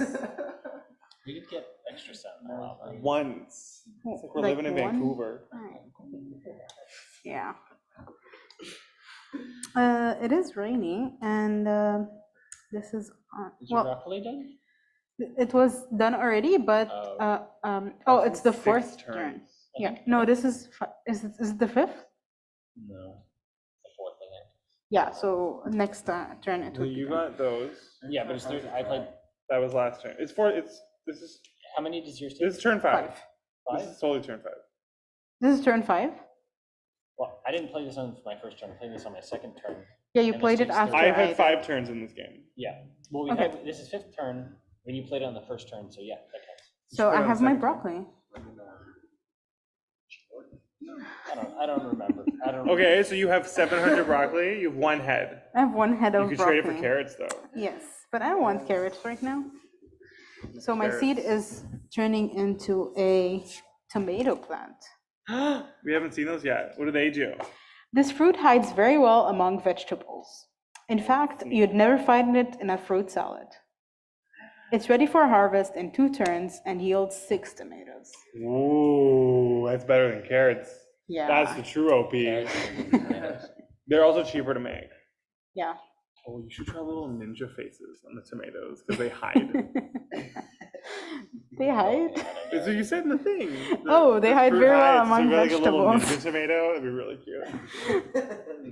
Yeah. That's my only suggestion for the game. Make me a ninja tomato. No, I kid. It's me. It's me. It's you. So what, I get a bunch of water? You get 1 I don't even need bunch it. of water. I think I'm just gonna skip my But turn you because- can. Oh, right. I can totally turn this guy into a plant. What'd you get? Onions. Onions. This flavorful and fragrant root vegetable is a staple in so many dishes and helps protect against chronic diseases. Ready for harvest in 9 turns. Oh, you ain't never seen those onions. Those onions ain't ever coming out. Here's for both. It's just forever in the weeds.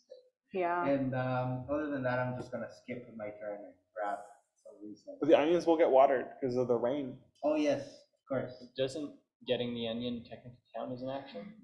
Technically, it's automatic. when Oh, you're the switching flips are from- auto. Yeah. That's what we've learned now. I should put it in writing. It'd be like a turn order thing, right? So like at the start of your turn, all plants that have fulfilled their requirements. Untap your taps and stuff Yeah, like that. instead of tapping, you say any plant that's filled its requirements. Like, Some sort of tracker for the turns for the plants. do you have any plants that keep producing? Like if I keep No. watering it and keep putting sun on it, would it like keep producing yield? I didn't put any, no. Plants that have been fully germinated can produce more seeds too. Yeah. Okay, is it my turn? Mm-hmm. Okay, I get 1 extra bonus water. That's right, you do. Okay. My turn might kind of be boring. If I just do this, that's my turn, right? If I just spend the sun, I think. You can still do something else because you can either put a seed in your soil bed, Okay, or you seed. could give it both water and sun, or Right, you but it could. has maximum. Okay, I didn't know that I could do this too. Okay, so I will also get a seed and use the water from the world on the seed. That's my turn. Cool. I kind of running low on sunlight for all the things that need sunlight, and I was kind of hoping we get a sunny day in here. Hopefully sometime soon. next turn, it's sunny. I'm gonna just. No, but this is my action, right? If I take a seed, then I can't get resources. Is an A or B option? Yeah. Then I will So grab 2 seeds. I recommend, absolutely. It's my Okay. turn. Leo, it's your turn to. Oh, It's gonna pop off right how now. are we doing on time, by the way? I don't want to like overstep on Owen's. Almost 4. Okay. Half an hour still. Is it snow? Snow Oh again? my god, it's more snow. Oh my God. Too much It's snowing snow. again. Do you want to come closer? Okay. More snow. More snow, unfortunately. Yeah, I really don't need the water now. So it's Hanine's turn. No. No. Whoever rolls the die is the turn player. Yes, it's me. I'm gonna skip again. I'm gonna skip my turn again. It is. If you rolled the die, It's you how went it's first. been working all But I the time. didn't go after I rolled it. I'm confused. You did go. I watched you go. I promise you went. I didn't steal your turn. Here, have a water. Okay. I don't have Community enough water. Well, that's why I'm giving I it don't to want you. your water.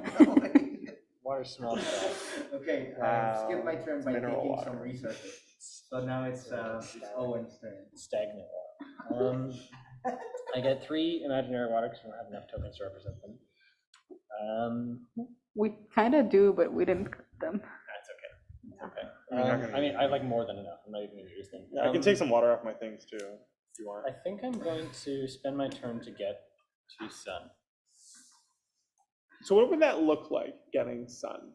Like, are we like going outside with a magnifying glass and be like, where? Open a box. Yeah. Conjuring the magical sun into our community It garden. could be like if you live somewhere where the sun never shows up, you could have like tents with lamps that mimic sunlight. So it's like we got lamps. Okay. I got 3 lamps. Or just, open the window. Yeah, okay. So, start of my turn, water is put on all things. I am going to, so can I put resources on cards and get a seed this turn or no? Yes. Yes. I can. You can do Okay, both. This is the one rule. So I get my seed, it gets an automatic world water, and then I'm a lamp each seed. You know, Whoa. plunk, plunk, plunk, click, click, click, lights on. I think you can only lamp one of them. I can only put 1 resource on each time. Yes. That seems like. It's so Yeah, it slow. says so here, I either had, like, water a it dream or give play. it energy. So like even for my broccoli here, I can only do it 1 turn at a time. Yes. Unless we get special, like, weather. Unless we get special weather Yo, effects. get a sunny day up in here is all I'm saying. Yeah, we really need that sun. Where'd that come from? Oh, that was one. So you can't put 1 on. Yeah, but that sounds exciting. Fine. It's a slow I game. thought it was What can gonna I pop tell off. you? I thought I was gonna have a tri-plant growth Have you next ever had a turn. garden, Scott? Have you ever? I've actually murdered gardened? every plant I've ever grown. Right now, I have 1 spider plant that's lasted 2 months, and it's like a dream. I even killed. I don't even know how you kill a cacti. I've killed cacti before. Okay, thank you. I've killed an aloe vera before. It's the disinformation. The plants don't trust me. Okay, it's my amazing turn. I need lots of sun, so I'm skipping my turn to take sun. Set up for it. I was like, At this point, it's automatically watered, right? It's been Yeah. sitting here under like rain for, and it's well, like, it's please, like it's please give me some sun. drowning. Snow dripping off the. What kind of tomatoes is it? Roma? Beef steak? It's those Steak tomatoes. Like the big ones you put in burgers. Oh. it's those tiny heirloom ones. Oh, fancy. Yeah. Don't know your tomatoes, Owen? I don't know. I know my tomatoes as which ones are on sale. But like when you grow them, you have like your choices in the store. That's true, but I don't grow mine, unfortunately. So because I kill everything. We just had I that tried to grow mine. conversation. So my preferred type of Got 2 tomato is the tomatoes. one that's on sale. So wait, did we finish a round? I So thought did you do anything? I took 2 Oh, you cents. took, okay, so you're, I roll. and you get to go first. Okay, good. Look at this. 3. 3 is cloudy and nothing happened. Garbage train. Okay, so I'm gonna go. That's okay. I have stuff to do. I can only do 1 at a time, though, right? Yeah. That's what you told me, so. Alright. Seed, Rules lawyer. and I can't take more resources now. You can take more resources, but you can plant another seed if you want. Yes, I think. It will immediately get watered. Oh, no, it won't. No, It's a cloudy. cloudy means nothing happens today.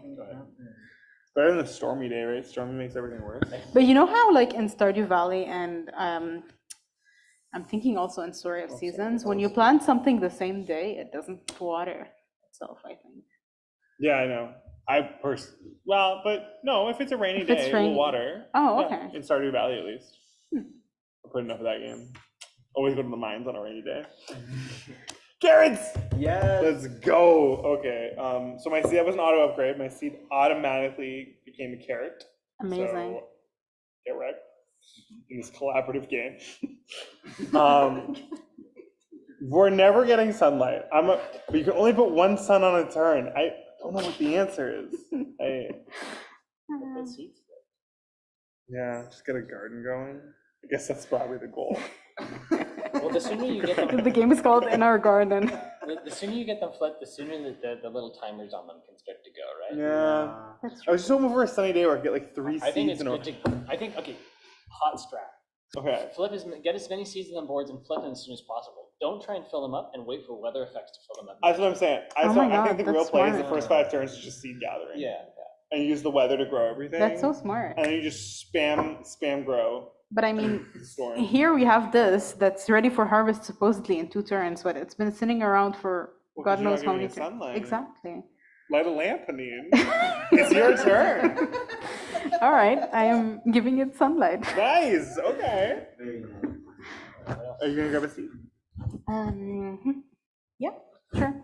It's the last one. It's the last And I seed. shuffle the used seeds back into the seed. They're the same, so you don't need to shuffle them. Yeah, to be so respect the honest. cards. Gotta respect the cards. Part of the game. Yeah, It's a good it's seed your on turn. top. It's my turn. My turn. It's a I'm gonna mess. put some sunshine on. That's right. And Would you like another seed? I'm gonna take another seed. Yes. Nice. That's right. We figured out the strategy. There might be a seed shortage. And that, well, no, because eventually the seeds will pop off, right? No, you don't get a turn anymore. In the previous version that I playtested in BGA, actually, you could only plant 3 seeds at once. I Remember? this. Yeah, I do. The soil beds only had 3 slots. It's pretty good though. Maybe we'll go back The to game's this. prettier. Some more work into it. It's nice. Okay, I'm first player now. I'm gonna roll the die, and I'm gonna get us a sunny day. I can feel it. I can feel the sun in this die. It's warm already in my hand. It's gonna be snow again. Bull crap. That's It's what that is. cloudy. Okay, well my seed still, because I lit a lamp above its little seed head the other day. It grew. Yeah, these aren't yours anymore. I also have tomatoes in my cart. Also, I think it's been 6 turns since I got this corn. Because I got it the turn after you got your corn. Yeah. And so my corn, Oh, I could have turned my corn. Where's the water? Getting it. I took it off because we were running out of water. I now have 2 ears of corn, y'all. Wow. I can hear everything. That wasn't my action though. Those were like just the No, natural that's process. automatic. So because for some reason no one can roll sunlight, I will purchase 2 more lamps for my future garden. It's my turn. Alrighty, I am giving my tomato sun, and I'm giving my 30% seed chance water. to get sun. And that's it. Yeah, Wait, did you put it on both? no, sun, water. Are you allowed to do one of each? Yeah, because I didn't plant anything. Oh, So wait, but if you what- already have a planted seed in your soil bed, you may water it using the water tokens, or give, well, it I doesn't think say or, You tried to put sun on 3. You can only do one of each. one of each. So 3 suns is not okay, but 1 sun with water is okay. Oh yeah, fine. I'll take it. Apologies. No, I'm just teasing. It's totally fine. I'm having a great time. Owen just doesn't want me to have my amazing pop-off turn where I grew 3 plants at the same time. Literally breaking the rules. I didn't. I followed the Like, rules. there aren't that many rules, but you're know. breaking them. I try my best. That's what I do when I play games. Push the boundaries. It's important. Now I'm Okay. realizing I'm missing a lot of rules. I'm gonna. That's my You're system. harvesting your corn. I'm harvesting my corn. And I'm watering 1 seed and I'm shining a lamp on another one. Click. Yay. Yeah. Wait, didn't you have a done seed? Oh, I have a dance seed. But That's automatic, so it it's doesn't. automatic? Yeah. Awesome. It's your upkeep. Peppers! Oh my gosh. Yay. It's exciting. 4 turns. Okay. 4 turns. 3 turns. Okay, oh, it's just go. Seed flip step. Boom. There. Onion. Would be really cool. Ain't nobody want no onions up in here. You know what would be really cool? If the stack of seeds and the stack of plants were the same thing, but They're double-sided. double-sided, and you always see the seeds, and then you actually flip it. You just put the seeds on top, right? Yeah. That's a good idea. That'd be really cool. Once you I should figure do out the technology. You should do that. All right, let's go. So you'd have to make more cards, because then we definitely would run out of seeds.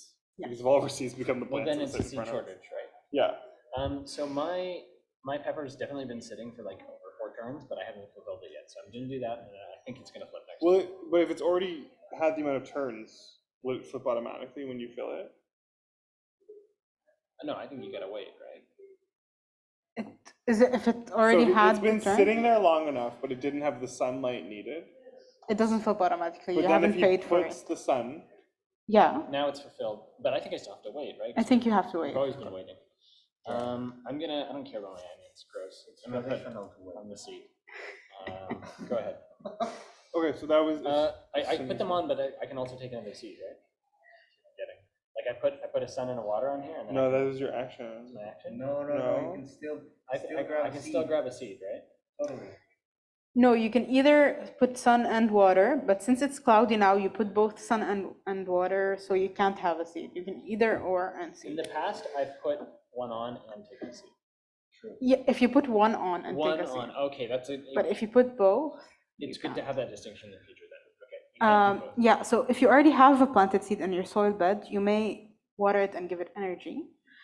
But if you have empty plot soils in your soil bed, you may So if you draw a new have no card seeds. and either water it or give it energy. Okay. So as long as you have a seed, it costs anything. If you had no, like if this didn't exist, then you could get a seed.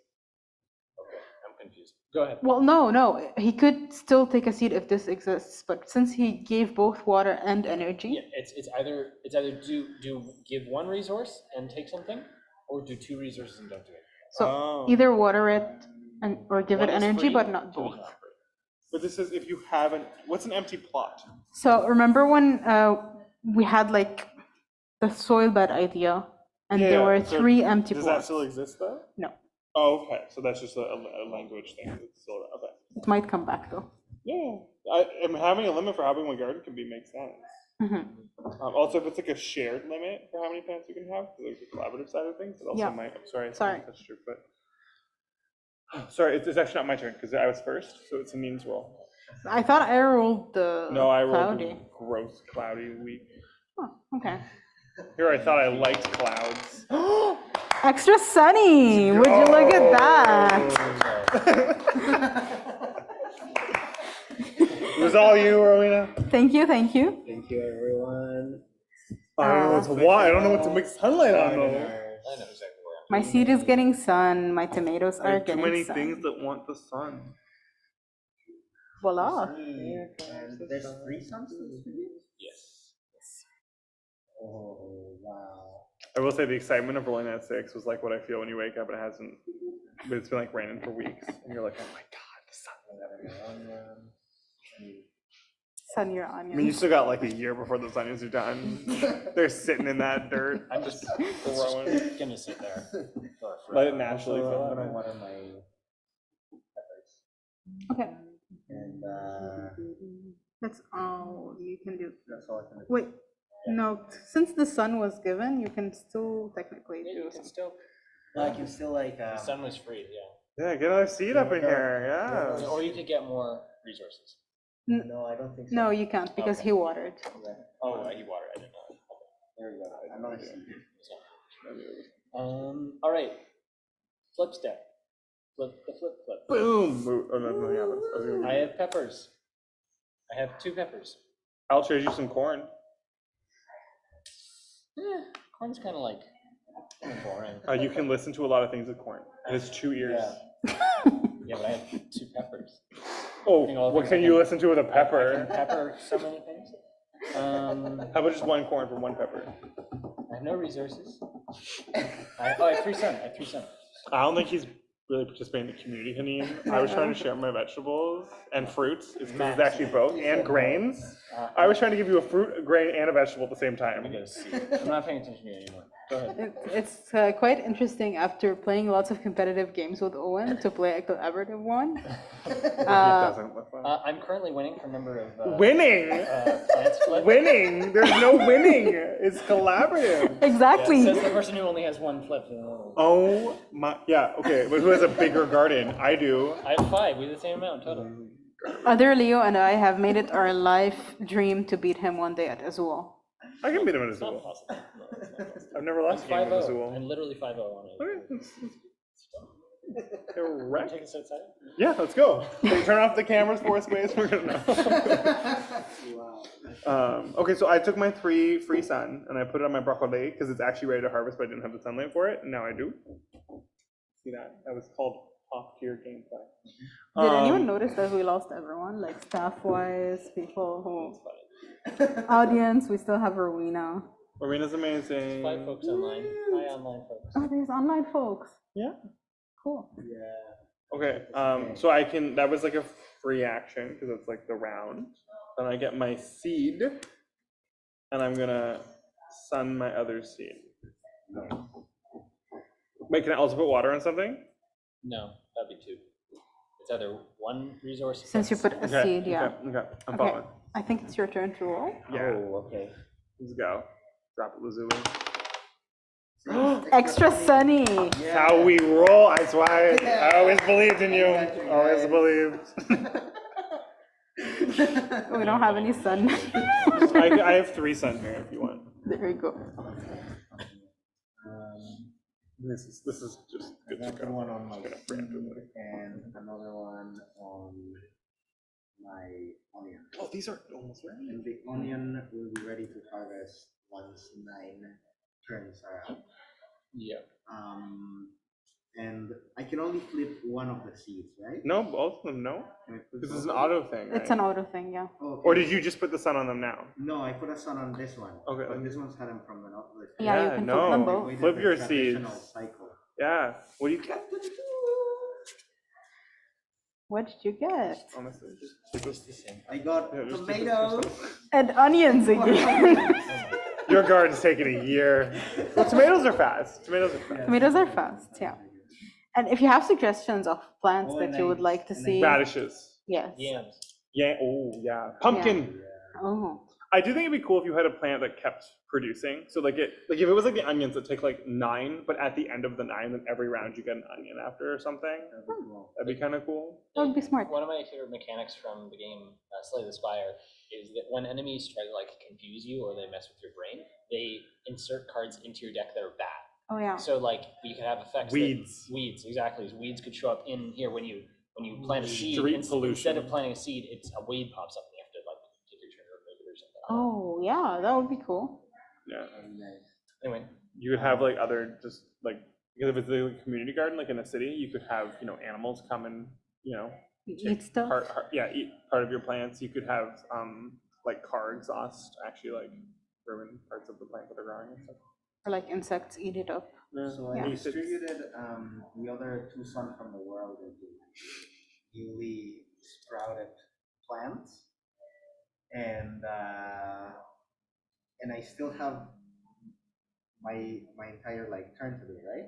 So can I grab some resources? Yeah, that'd be your whole thing. I'm gonna grab 2 water. Nice. Yeah, because now we're running out of water. Yeah. It's like, can someone Now stop we rolling gotta prepare 6s? for a drought, and that'll be all. so I get 3 sunlight. Yeah. Let's put that here and here. Oh, and this also flips. Perfect. We're gonna run out of plants soon. We are. Maybe that's when the game ends. Yeah, Whoever has the most that wins. should be. Oh, you got broccoli. Well, this can go on here.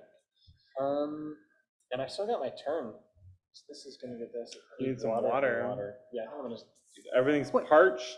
Wait, did you already feed any of your plants? With the automatic ones from the day, Okay. but nothing else. Hi, Richie.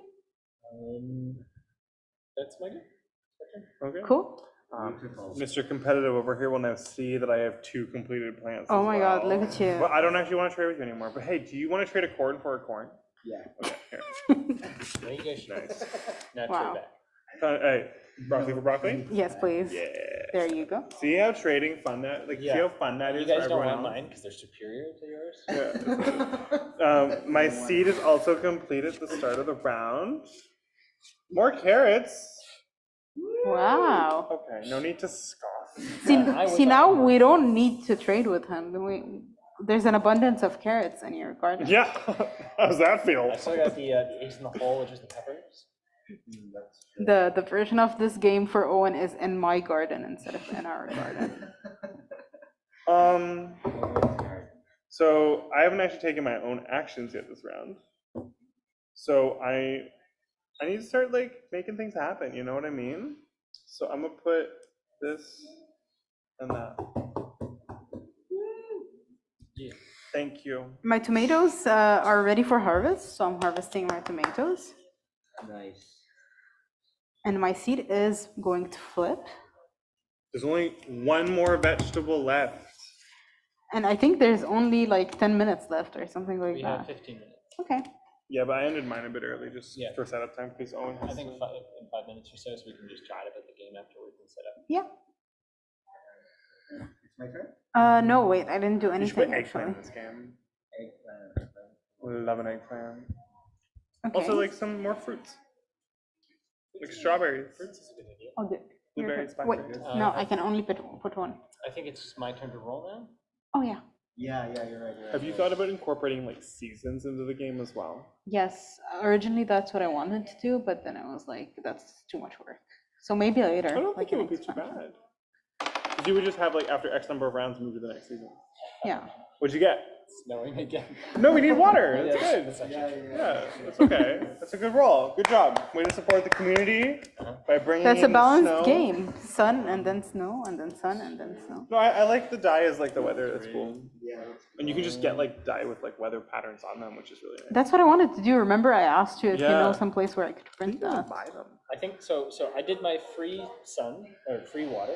Then I can do this just one time, and then I can take the last seed. Go ahead. Who's practice cooking? Oh, okay. So I get 3 free water, I didn't even put need to go seven. This one's ready to go. which I will all put into my tomatoes because they're expensive to I make. know. And then for my turn action, I think I'm gonna grab some more water. All right. I'm gonna water my corn Mm-hmm. and I'm gonna take a seed. I feel like we should put the seeds closer to the people with smaller hands. This is the world water, by the way. So Yes. I didn't steal Yes, the everyone's water source. of the world. Uh, The snow. go ahead. No, I don't. Wait, you what? don't roll. No, I'm not rolling. Oh, you're not rolling. yet. I'm taking some water from the well. There's not enough. Here, take water. Thank you. It's just sitting here. I'm gonna put it all in my 9 turns. Like, well, I don't know what I'm supposed to do. This is like it's like 9 is a lot of turns for something. I'm Yeah. gonna Isn't it like In 5 its current approach. something? I'm gonna I put mean, if the all turns of the were water faster, in my it would just do tomato one thing. and Yeah. another water on my seed and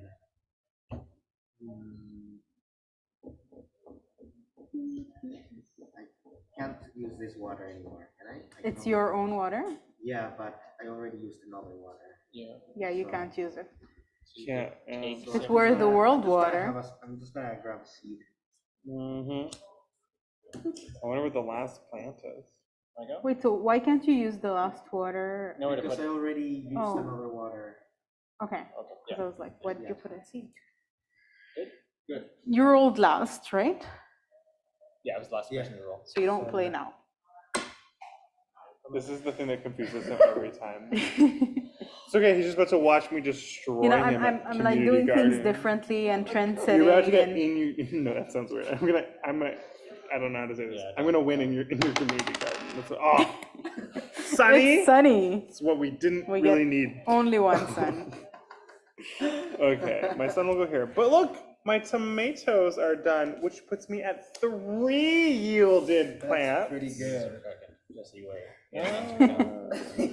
How many onions do you I get? don't know. I think it's 4. been long enough Hey, for my I'm gonna get that last one. So. Actually, I think you. Oh. I think I might. Oh no, this one isn't. Free sunlight, didn't and then get I'm gonna sun. put my water here because then these carrots can yield next turn, so I can keep my lead. Not that it's a competitive game. Oh, and if I do that, I'm allowed a free seed. Are you sure? Yeah, because if you only put 1, you can get a seed, right? Yeah. Okay. Fair enough. I am Pretty good to win. going to give sun to my. Is it costless or do you get? Oh, go ahead. I was just reading. What was the question? Yeah, I understand. It was not a question. It was me just not thinking. Okay. Cool. What could I do? It is 4:20 about. We wanted to do a debrief. Oh yeah. Well, He knows he's losing. play your last turn since you Okay, did. I'm gonna bring my last one. Hit the last plant. We're gonna get some. Your seed flips. Oh yeah, my seed flip. What's You get the last plant. Woo! It's Hype. peppers. Oh my god. Peppers. Spicy. Can I Yeah, copy I'm my gonna style? immediately water it and take some sunshine from it. Yeah. Perfect. And the game ends Well, with. Owen technically would have it. Oh yeah, you have I a turn. forfeit my turn. For the Okay. goodness sake. Oh, thank you. Which means I I get an take extra my. point. Well, I'm a character done. Oh, I'm gonna also For harvest my onions. those of you at home, we hope you were able to see any of the art that Luckily was on and the collaborative cards. this game. Yes, Pardon? the art is amazing. I'm a roasted veggie, like sauce maybe, or like a ratatouille. Oh, Big soup. Because it's fall weather, you know? But Good like soup. maybe a salad?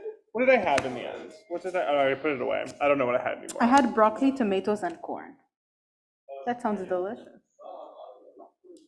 No, it's they can hear us. It's because they're using the room mics. It's a different so. audio. At least I would hope so. I Same. trust the fourth space. They're incredible here. I mean, this game is very cute. I know, right? Thank you. You can come closer and take a Tomato look. plants are pretty good. It's pretty good. They're like the ramp version of no. I guess onions are ramp. That's carrots. Carrots. No, okay, carrots is aggro. You can come closer and take a look at the stuff. Yeah. Yeah, come on over. Be on the TV. It's a collaborative session. This is streaming into family homes across Canada. It's so cute. Little seedling. Yeah. My favorite is that. Like art-wise, or I personally am a big fan of putting eyes on all the vegetables. Give them personality. Because like imagine the onions with like little eyes like sticking out of the pie. Yeah, I'd be like Diglett. He's so cute. The onions are like little diglets. Yeah. Right? Yeah. I see. This is a seed. So Hanine, how do you feel about your game? It's very still like very early stages, and there's so much that I haven't thought of. But I think that this is actually helpful because, you know, like you two are game designers, you are a game artist, so like you know what you're talking about basically. So it's really helpful to play with other people who have not just played games but made games, and it's a helpful reminder that there's still some rules that may be clear in my head, but I need to put them in writing. Rule books are so hard to write. Yeah. Yeah. What's a turn? I What's an liked it, action? though. I really liked it. Yeah, me too. Yay, I'm glad. I like what's cooking here, or what's growing here. What's growing here? See, Somebody grew here. it was cheeky.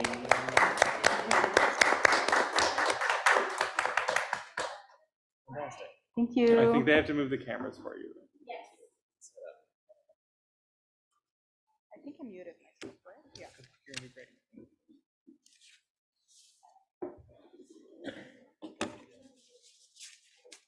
Here's Oh, a this seat. is for you, Owen. You know how to unmute?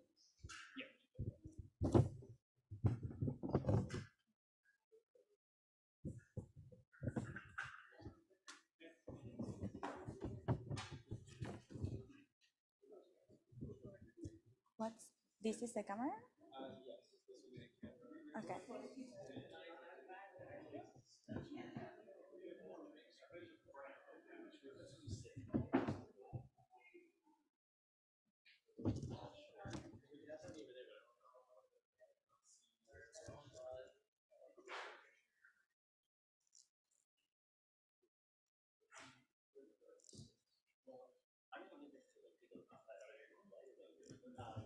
So is that one?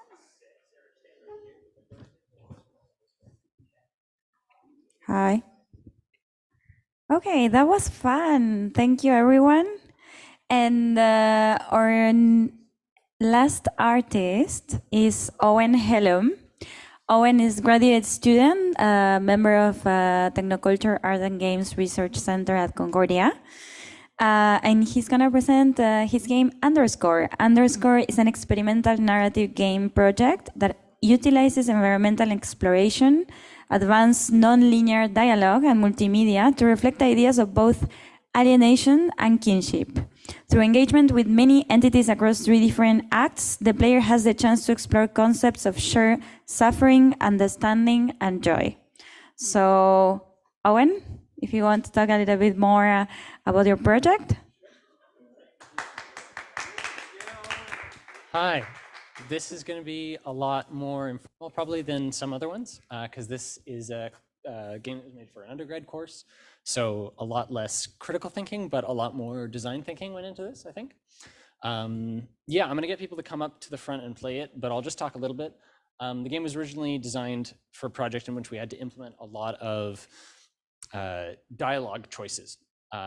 We were studying dialogue choices in the class and had to implement them all in a single game. And I started to think about more about how gameplay could be done entirely through dialogue. And so the game, there's gameplay and you walk around and stuff, but the core sort of gameplay of the game is, and the way the stats change and you learn and you explore the game is just through dialogue, through conversation. And that's stagnant sometimes, often. And I wanted to try and make that more dynamic with narrative and with puzzles baked into the dialogue. So we'll play around and I'll get people to come up and play the game on the controller. And I guess we can point the cameras that way too. I think that was the thought. Yeah. Get it running.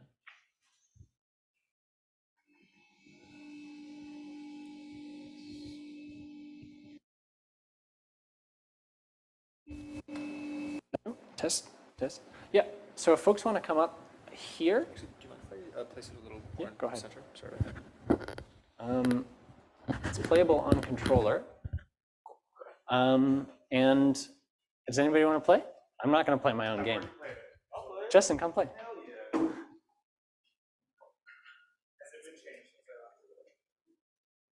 Has it been, sorry, what?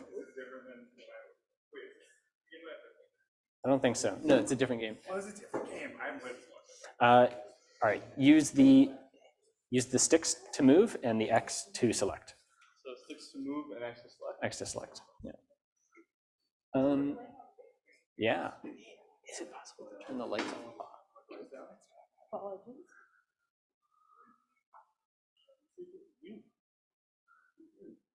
Yeah. Do we have sound coming through? There we go. Whoa. Yeah, it works better with the sound up and with the lights off. So move left. Sticks, yeah. Uh-oh. Can we quit the game and restart? Yeah. I like the yarn texture, or is that like? I think that was like basket texture that I found. It's nice. It's a nice texture to be on. Yeah. What was like the image like before? Unless it's secret. Which image before? The small. We'll see it. I'll see it. I'll point it out. No. Good question. Very good question. Good question. To be later. Yeah. So you should be able to control. There you go. I am not moving that. You're not moving? Gosh. It should be able to control. I think that you clicking was working before. Where province? Hold on.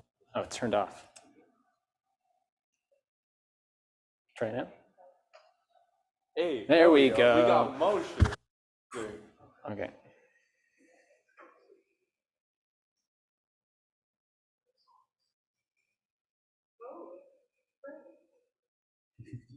Ooh. What'd you do? I didn't do anything. I'm walking. So a lot of this game is walking around and thinking about what's being said and talking to people and absorbing it all in.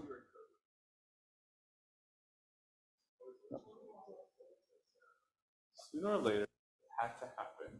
Heart attack, big fall, car crash, the list goes on. It sucks. It really does. I'm sorry for you. But we've had some good times, I hope. And now you're dead. Wow, that's exciting. You what? You can use that to switch back and forth between. You say yes.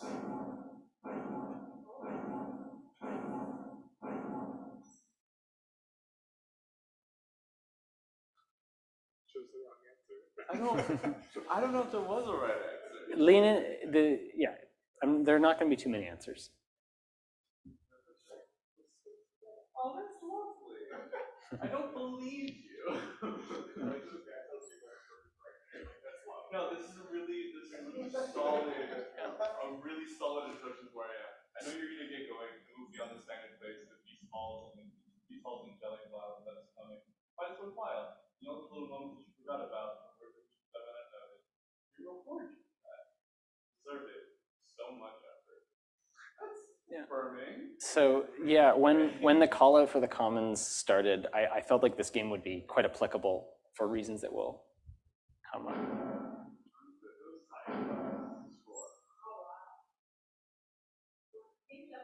Can we up the volume a little bit?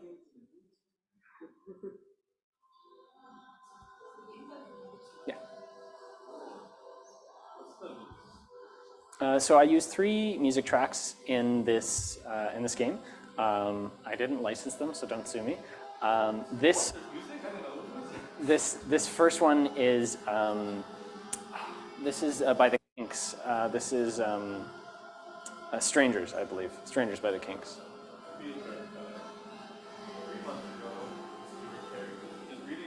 Yeah, do you want me to read it? Because I have the microphone? Go for it. Yeah. 3 months ago, you were carrying a canvas back home with you on the subway. It was heavy and extremely eye-catching. People were definitely staring. Do you remember that?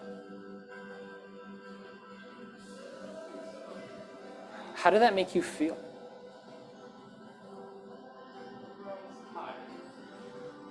The weight of the wood and the fabric beneath your fingers was greater than any yoke or binding contract. It's okay. That weight's gone now. The pleasure is mine. There is more I can do to help, however. It's time to move on. What about this memory would you like to forget?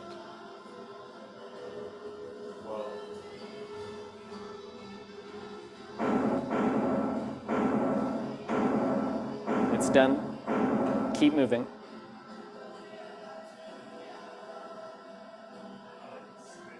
How did that make you feel? I don't know.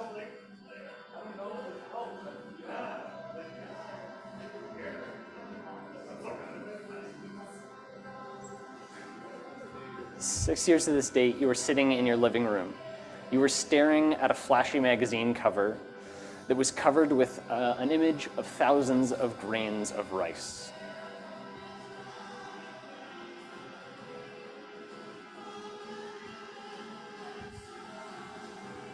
Do you think that they were arranged like that on purpose?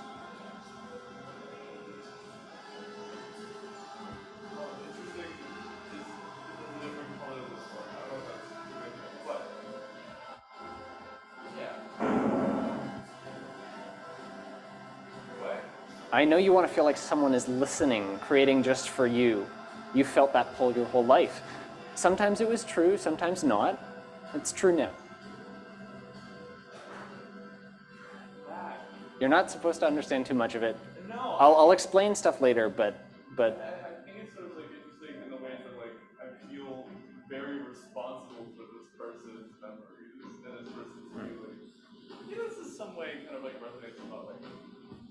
what I'm thinking about myself about the situation. But I also feel like I'm doing things wrong. There's no wrong answer. There's no wrong answer. There's all. Do you understand yet? No. At least you're wrong. Well, that isn't like that. The jury said no. I think honestly should give me some points. Is it points? I'm curious what you think it is. Is it points, the numbers? I think it feels more like a spectrum of feeling. It feels like we're leaning from one spot to the other. Do you mind if I give you a microphone? Yeah, actually, that's a good idea. Me? Sure, yeah. Mind if I? Yeah, go for it.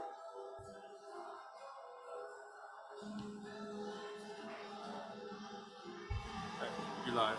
Awesome. Pocket or something? Or clip it anywhere? I have a back pocket that might work. Thank you for overalls for large back pockets.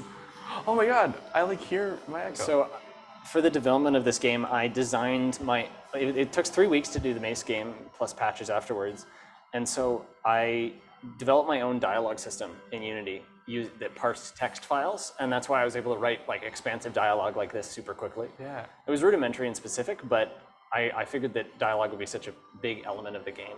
For the environment, like, are these supposed to feel like they're like signposts, like directions through this? I was like... inspired by the up in the Yukon, or maybe it's in Alaska. There's this signpost forest where people have just like taken signs and like stuck up signs, and so it's this huge like section of like these tree trunks that all have these signs nailed to them, and I just liked it, so I wanted to recreate it. I like it.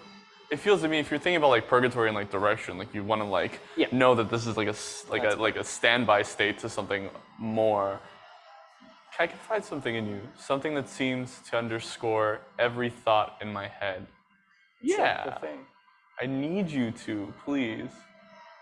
That's like an interesting prompt.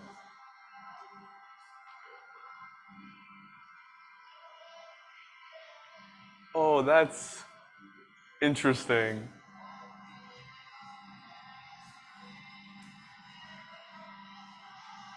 I don't know how anyone does it. Their lives spinning like comets through the trajectories of life. I wonder how brightly does my own cosmic flare glow. I see you. Thank you so much. I thought I was alone. I'm beginning to understand. Are you beginning to understand? Someone's beginning to understand something, and I hope that person is Here's me. a passing thought. What is everyone? Who does everyone else talk to when they die? Ooh. In the bleak midwinter, in which somberness arrives and you and I lock eyes.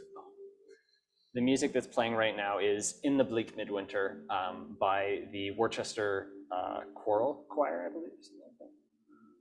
I have a question. Yeah. Is there a reason why I'm constantly spinning? It was a bug, and then I thought it was really cute, so I got it. It reminds me of that one part of Little Nightmares where you have to like run around and like try not to get the statues to hit you. Try to think of the most difficult thing you've ever done. What was it?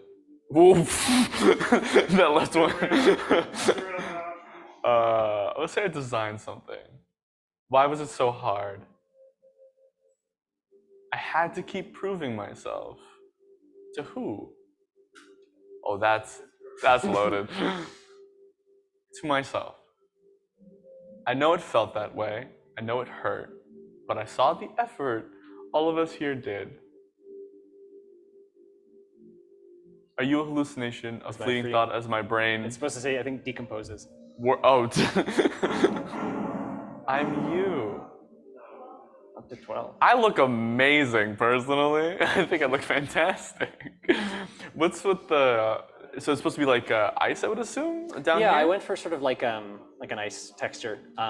It's a little bit difficult to see on the screen, but underneath it, there's like rocks. Underneath it, so it's like you're walking on like a frozen lake or something like that. Oh yeah, I think I see like a bit of it. Yeah, I think I see like a bit of it over here. Yeah, this was a really, really fun level to design in terms of like the texturing. Because what I did is I took an ice texture, and then I cranked up the reflection up to max. Yeah. And then in the sky, I had these light probes shooting down, and that's how you get all like that golden reflection. I was about to say, I love like the kind of gold that sort of like becomes more natural the more like in your own space, like the more that you kind of like experience it. Oh, I missed that.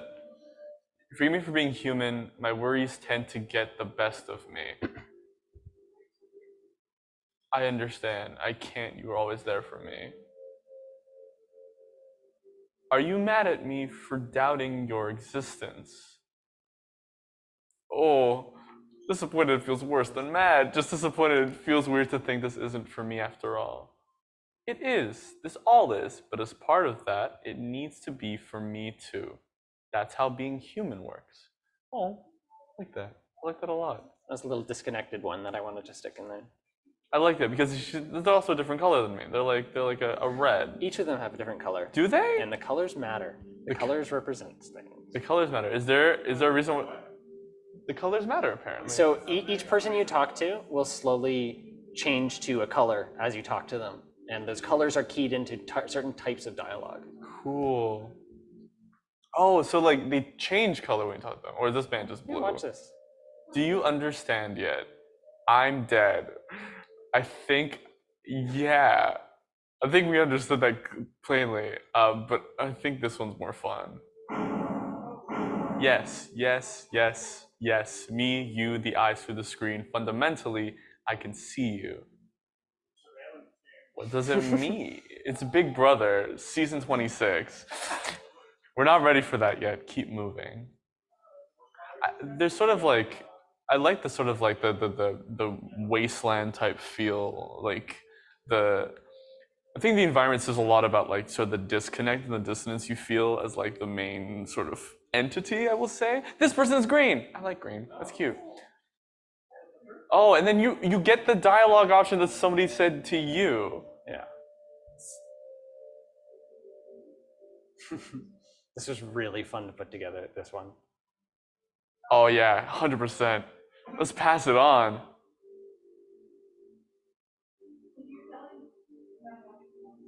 I'm telling them what somebody told me because I am them and they are me.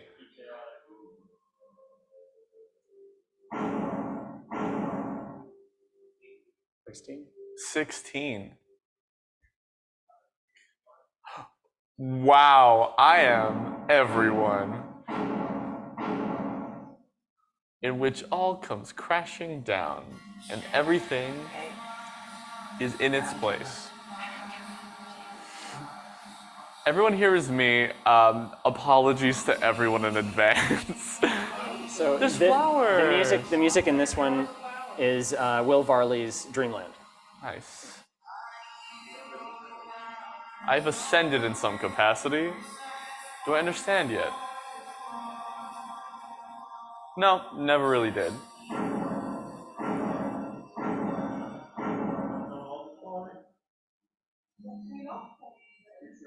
Hey, I don't think those are points.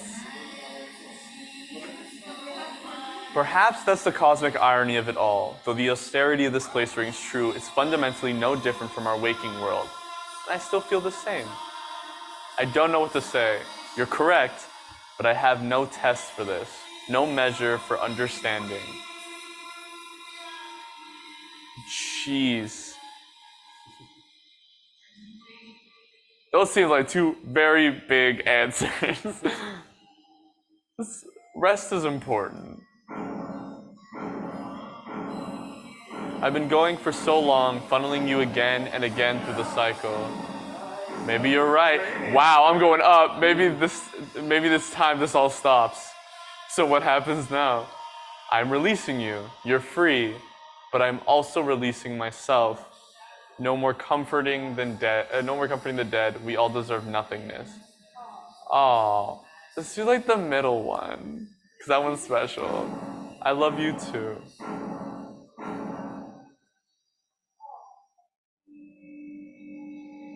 That's the game. Hey, very cool. That was. Thank you.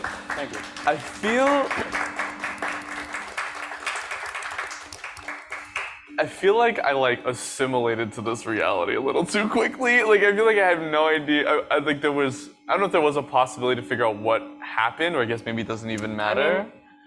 I can talk at length about what the like design and feelings went into this process, but I think that I want to get a few more people to play. 100%. Because there are definitely sections, at least conversation. You've gone through every conversation, but there are branches of the conversation that you haven't reached yet. Yeah. So if somebody else wants to play, they're more than welcome to. Up to you. The game's going to quit now. Look, turned off. Good evening, esteemed panel of judges. Quit the game. Yeah. Restart. Just click yeah. You can turn your mic off. As you. Yes. Yeah. Don't. Should I take? I feel like somebody else should take this off. It's right here. Yeah.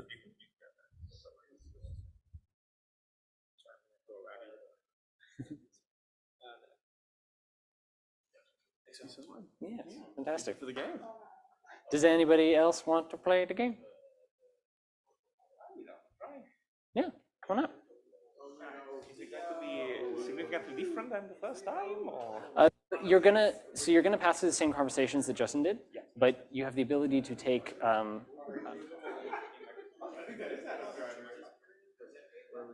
Hey. Just roughly just about an inch your sweater, make sure the mic is better than you. So if you click this top button, you'll be that would put you on. Just keep it more spacious. So much.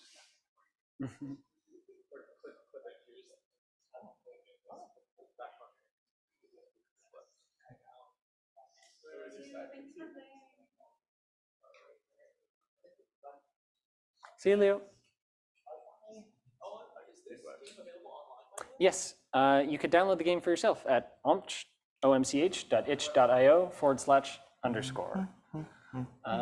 Can we start the game up? Thank you. Bye, Richie. Bye, Richie. Thank you. Hi, Owen. Hello. It's been a while. Yes, it has. Am I audible? Yes. Okay. Let's press the power button. Yeah, it's turned on now. I just want to make sure that it's turned on because this is the issue we had before. It was kept turning off. Joysticks to move around and X to select. Okay. Boop. Give it a sec.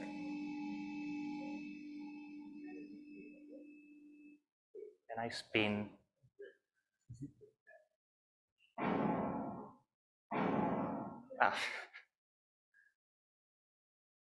Which always reveal that many things are still hidden. These sort of big splashy titles were sort of one of the first things that I designed for the game because I was playing Control at the time. Oh, yeah. And in Control, whenever you enter a new region, it's like, you're in a new area. And I really like that. Oh yeah, I noticed as I was looking before that I really like the big splashes. It was a lot of fun to design. I don't remember how I made the sound effect, but I did. It was a custom sound effect that I made. Cool. You're just welcome to walk around, but you're gonna, walk around. I wish I could walk like this in real life, just kind of tilted and spinning. Just tilt forward, yeah. The walk cycle was fun to put together too. Sooner or later it had to happen. Oh, that is, yeah. Heart attack, big fall, card crash. List goes on. I will say this is really not as intended, but since I just saw the ending, now kind of starting from the beginning without seeing the beginning. I mean, it's an interesting perspective, especially because the game is about cycles and exactly. life and death. Do you still feel the pull? It's a good question. It's the first question. Yeah, I think I do.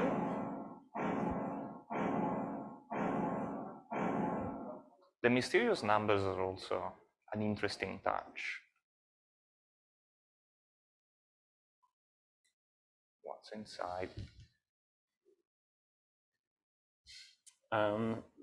And I did some complex terrain, not complex, but relatively complex terrain generation as well. Where all the ground is like these tiles that are interlocking with each other, so that the normal, like the tile, it maps infinitely out. So yeah, I used various tools to put together a game like this. So terrain generation and dialogue systems and some UI work and stuff. Fundamentally, it's actually a super simple game in terms of technicality, but yeah, it allowed me to play around with the dialogue a lot. I love the little neat ground texture that was there in the intro. Score? There it is. Gotta give it a sec. I also used the text animator for Unity plugin, which is it's one of the best plugins that I've used in Unity in a long time. It allows you to like make text shake and jiggle and stuff. Yeah. And bounce around. It's a lot of fun. I highly recommend it. It's very important. The text has fun too, especially in a text-heavy game. I suppose I should also talk about the images that flash on screen. Yeah, I was wondering if that was part of it. Yeah. So the images are fun because I wanted to tie myself into this game as well, because the game is so much about identity and about kinship between people that I wanted to. So all these images, I have probably 50 or 60 of these different images, and they're everything from memes I found on the internet to images of textures that I made for other games, to song lyrics, to just like anything that spoke to me like as an image that I just like collected and thrown in like folders over the years. Pretty much just went in here. Not everything, but a curated selection. And I felt that was interesting because it's sort of like while you're playing the game and you're reading the dialogue that I wrote, you're also getting my interests projected straight onto your brain. Yeah. Anyway, sorry.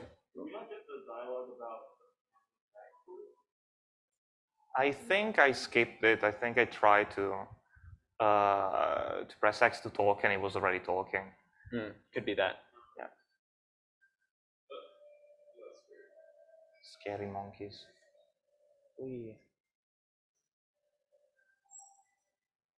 Are these polls randomly placed as well? Yeah, the polls are randomly generated. Yeah. And the sign, like the height of the polls and the number of signs is generated randomly.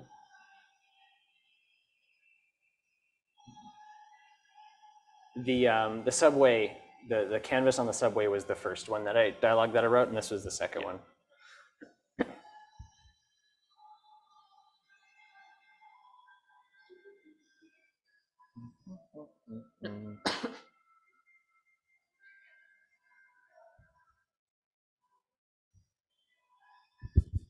Nah.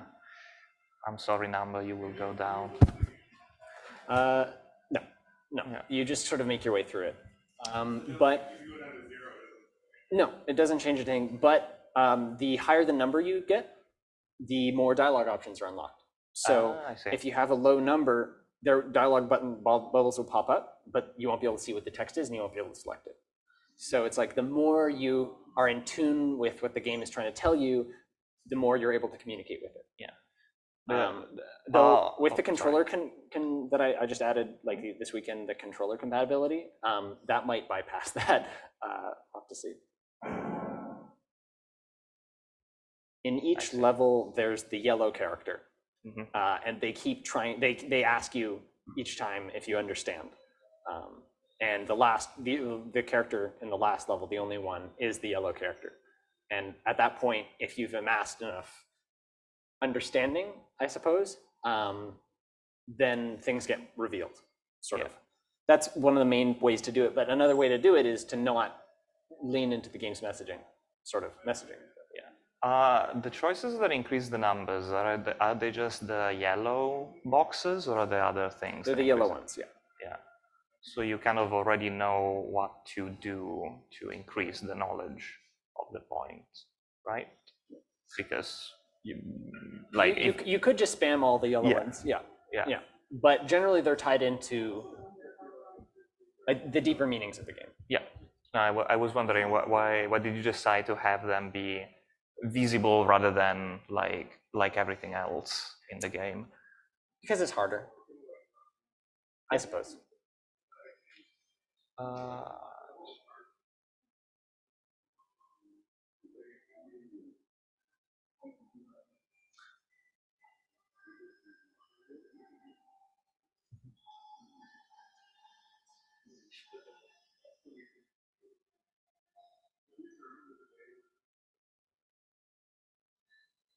I think I'm getting this sentence more in retrospect as well. I like this part because you are a little like lighthouse.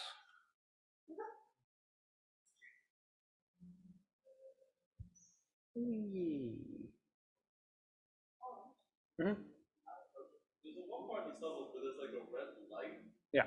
So that's moderate rendering bug, but it's that to get the light on each of the characters once you start to talk to them, the texture of their skin changes, but there's a light that spawns above them and slowly goes brighter, and it's just the red light being reflected off the glass. Yeah. Hello, random person. Woo.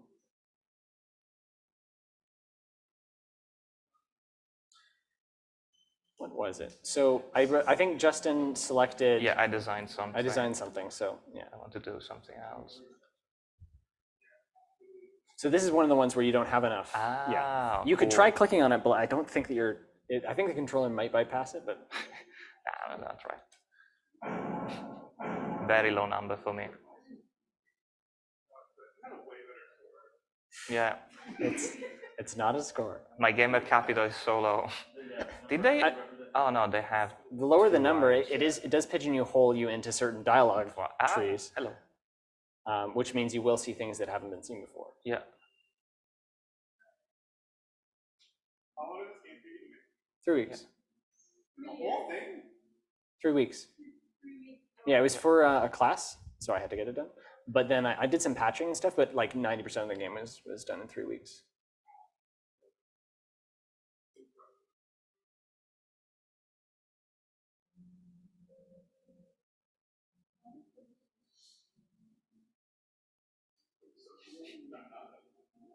Interesting.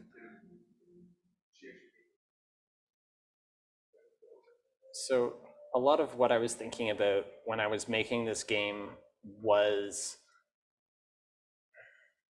what it feels like to sort of be lonely while also being around a lot of people. Yeah. And that's why part of why I figured it fits so well in the commons. And a lot of the dialogue is trying to reflect, like, I don't know, what, you know, when you like, you do you accomplish something really great, and then you just do something menial at home and you don't even realize it, but you feel like it's a performance almost, I guess. Yeah. I do that a lot. I am constantly like talking to myself at home. Yeah. And it's not like having an imaginary friend, but it's like having an imaginary self that's like, hey, yeah, good job. You fucking wash the dishes or whatever. Yeah, an imaginary audience. But I was thinking that led me to start thinking about like, but there are already people for that, you know? Yeah. Yeah, you don't understand very much. Yeah. There are already people out there for that. And if I'm feeling this way, other people must feel this way too, right? Yeah. And so when, I don't know, the thoughts I've had for this game have been very far-fetched and very convoluted, but I'm trying with this game to at least explore ideas of, if you're hurting, other people are hurting too. If you're experiencing joy, other people are experiencing joy too. And loneliness can be self-created very easily. Yeah. I don't know, sort of playing with different things like that. And how easy it is to look at things around the world and feel like they're created and they're designed, right? When in reality, other people are just as chaotic and like undesigned as you. Yeah. I'm shining.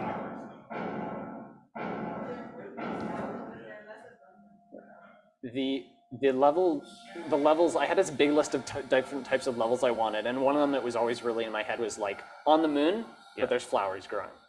I don't know why, it was just like very strong visual idea in my head. So. It is a very striking image, so. Yeah, sorry, it's lagging. It does not like all the light coming from the player. Yeah. I knew Unity already before I started with this. They're all always there, but the closer you get to them, the bigger they get.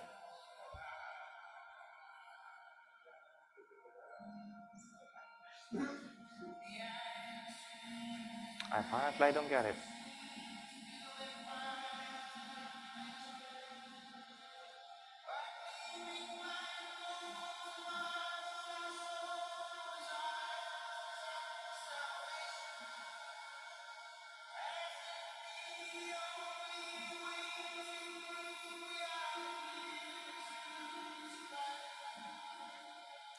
You could try clicking on the one that's grayed out. I don't know if it'll work. We can try. Did it play work? testing. No, It doesn't work? Oh, it thank doesn't goodness. work. Yes. Owen programmed it well. Play testing.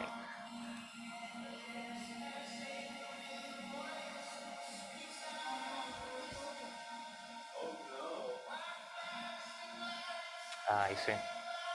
There's a little bit of samsara in this mix. Keep moving. Keep moving. Keep spinning in place. Why is it called underscore? There was a brief allusion to it in the Sign Forest. Yeah. Underscore in that an underlying theme that is sort of constantly there. Yeah. I don't know. It was sort of personal thoughts about like, you know, wanting to be felt and seen, and sort of having to create your own personal seeing yourself. Yeah. Not underscoring all actions that you. I don't know. This is a very conceptual game, and I don't try to be. I know it comes off as pretentious, but that's not. I'm trying not to be pretentious. Strong vibes. No, I like it. It's very good. Thank you. Yes, the twirling. It was a very fun little bug. What time is it? I mean, we do actually have time for if somebody else wanted to play. We've got through a lot of the dialogue, but there are definitely sections that haven't been seen yet. But I don't know. It's up to. So, like,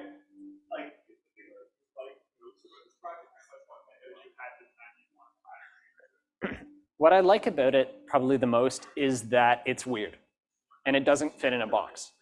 I designed it to be, I mean, it was designed for a class, so it had to fit some parameters, but I like, because so many other works are just like fitting a genre form or fitting to some idea, and for me, this is like, I just wanted to make a game and write some dialogue about stuff that I was thinking about at the time. And that was freeing. That was just relaxing and fun. We might need to quit and restart the game. Change something? Yeah. I think I would add one more level. And I would make it a little bit easier to understand what the hell is going on.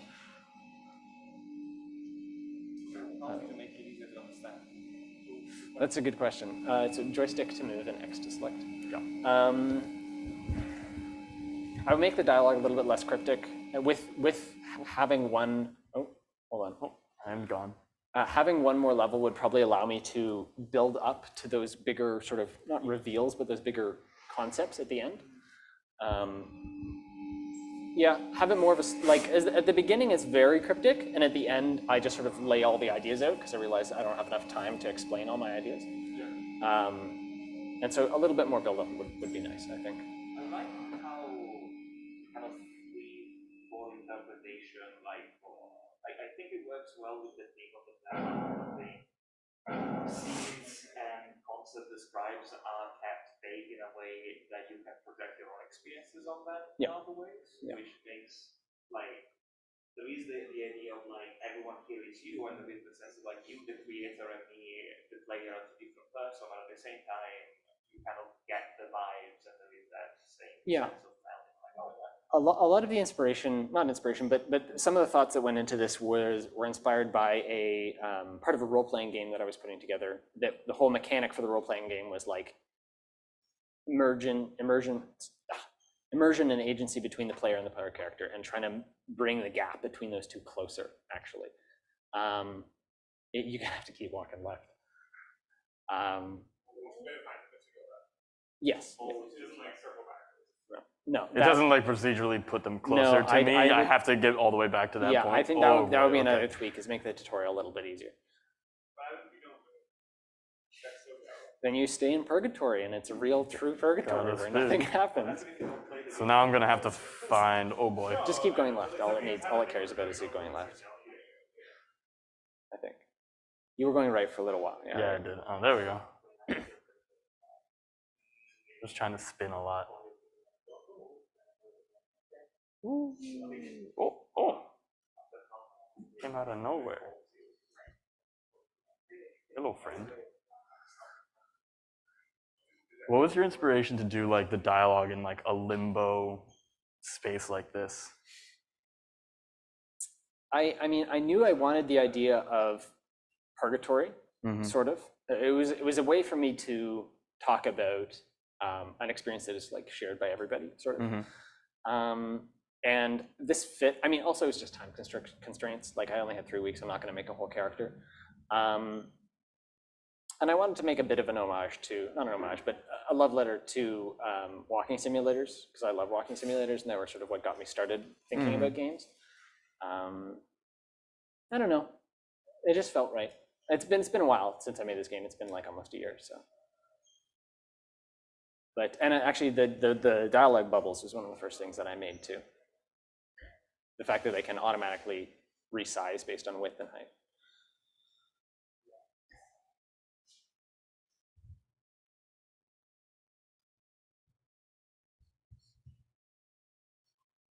I think at the time I was also feeling the exhaustion that comes with game design and all the unseen work that goes into it. And I was like, I'm going to make a game about somebody who cares about that. Oh no, I'm starting out with so few points.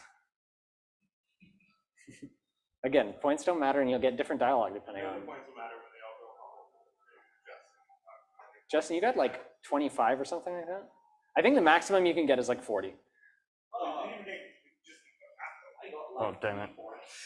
How did that make me feel? So what version is like in your head a point? Is it based off of like your interpretation of the right way to respond? So now that we're on the last playtest, I can kind of talk about this a little bit more. The core sort of concept that the game is trying to get across is that no matter what your little shitty personal experiences that nobody sees, or your little joys that you get, everybody gets those. Everybody's the same, and in death in particular, everybody looks the same. Everybody goes through the same, like everybody's reduced to the same thing. And so if you follow that line of thinking and in your dialogue agree with what the people are trying to tell you, your sort of awareness of this concept increases, which allows you to enunciate those concepts more deeply and more pronounced with people going forward.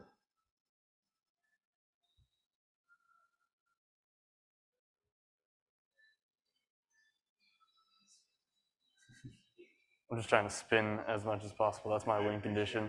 Yeah. I just wanted to see what would happen. Yeah.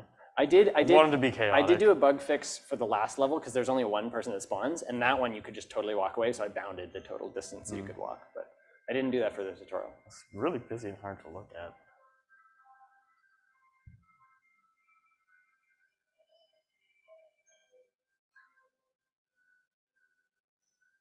Yeah, sometimes these things just happen. And, so this particular slow but surely. This particular dialogue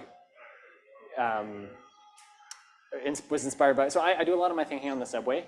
What else are you gonna do? Yeah. And I remember seeing like posters on the posters you see in the subway on the side, and I was thinking about like there's so many graphics that people design that are like super high end. You know, there's a team of graphic designers and there's money that went into this. And yet they're still using a texture that like they didn't design, right? They downloaded this texture from somewhere else. If there's a brush stroke texture, they didn't design every single stroke line of that brush stroke. They might have designed the grid and fit all the text properly, but there's still these elements of imperfection or undesignedness that fit through. And I wanted to sort of capture that. I don't know. That's kind of like what this text is specifically about. That's what I meant. Yeah. So the yellow text boxes are the ones that like will show up only if you have a certain amount of understanding. Yeah, some are 0 requirement for understanding and are just like ways to increase. But so are they usually coded as like the correct answer or the answer? They're not the like, correct progress? answer. They're if you wish to pursue the line of belief that some of the characters in the game are putting forward, you go with the yellow. It's not score. It's not a score. I promise you, it's not a score. Yeah, when you decide the score, so the point system in the game, the higher the better. The different human is that you employ them in the game. I mean, the game has score as a better game. This is true. Different use of score. I also do like the implication of non-human agency that you had there in that line about the rice and about how they wanted to end up on the cover. Yeah, it's like if I'm a designer and I've put a picture of rice on the page, but I didn't arrange all those grains of rice, it's kind of like the rice are putting themselves on the page. Yeah. I mean, like again, this is like real high concept, like pretentious shit. So take it all with a grain of rice. Don't worry. I see what you did there. I am usually into pretentious things. That is just me. Spinning. Oh, oops! I don't know how anyone does it. Spinning like comments, the trajectories of life. Brighten. And as the game progresses, I was trying to flip it so that like at the beginning, the NPCs are like trying to just tell you what's going on and try to pull you through. And as time goes on, you get to they get to be more vulnerable, and you get to take up that role of comforting them a little bit. And leading into the sort of theme of like, everybody's just the same. Everybody's just as tired and shitty as you.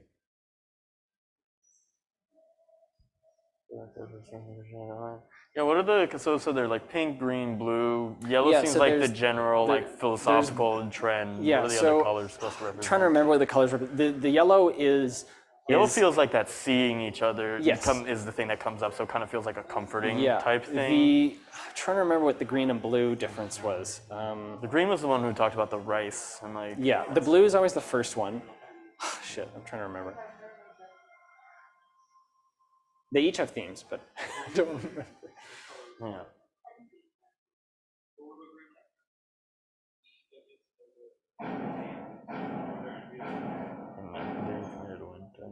I do really like the ground texture in this area. Yeah, I'm super proud of this one.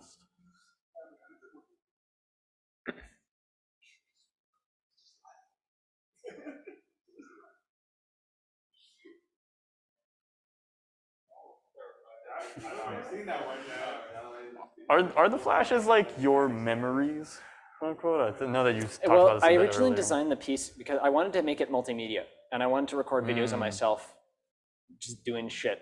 Right, like and home video intersplice type it, things. intersplice it in between scenes and stuff, Not gonna ignore this guy. and make it feel a little bit less of a game. But I didn't have time for that, and I guess I just wanted to make the game feel a little bit more than just you're walking around and talking to people.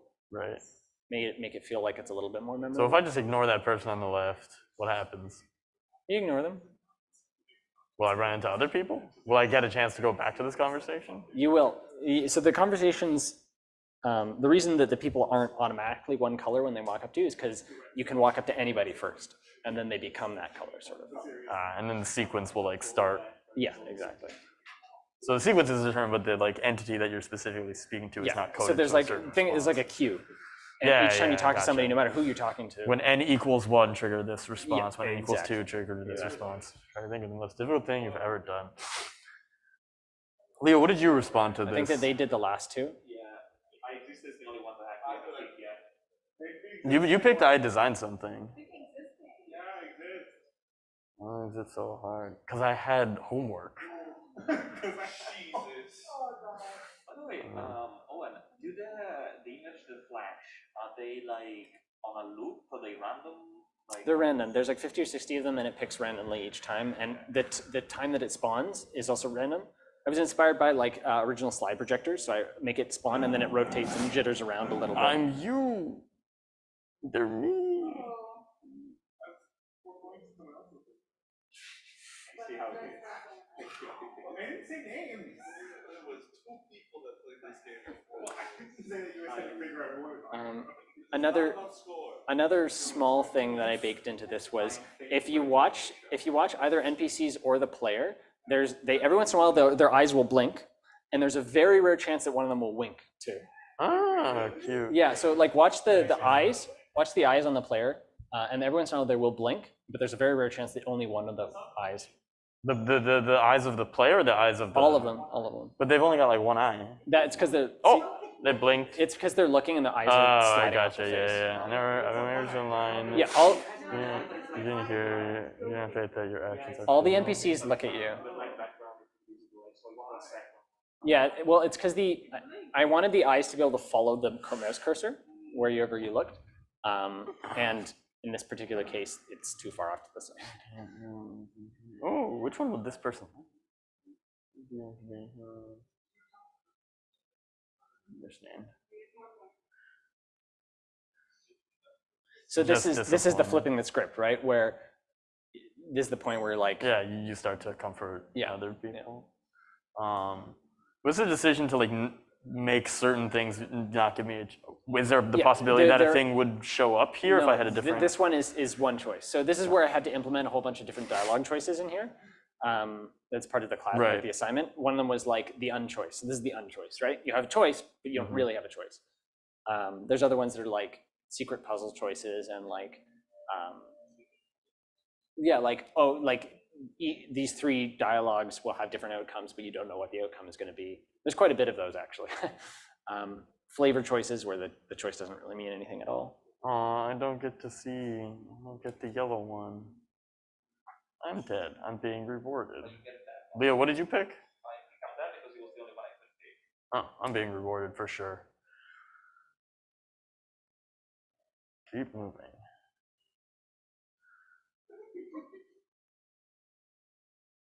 Ooh, I'm trying. I'm spinning. So what did you decide to like, did you consider not showing the not score when it would increment? Did you consider having that be an unknown factor? Actually, that I added that. Yeah, actually, I think that when I first implemented it, that wasn't in there. But I wanted to show that. I mean, it's not obvious, but it's more obvious than not. Show that your choices do actually matter, right? Like that depending on what you choose, certain things will happen. And I tried to, specifically with color coding, make it like when an option's grayed out. Oh, in this case, it's actually gray. I was gonna say only the gold ones are grayed out, but it's not true. No, I have found failure in this game. No, I think it's actually the gold ones are the ones that will increase it always, but there are some that are just gonna not show up. Okay, man. Do you think this is what we've been looking for? Sorry, us talking a lot is probably like making it hard to follow the dialogue. No, I got it. I chose to answer wait what because I wanted to see what would happen when instead of choosing to like affirm and be that like new presence again, you just are like, nah, man, I'm lost.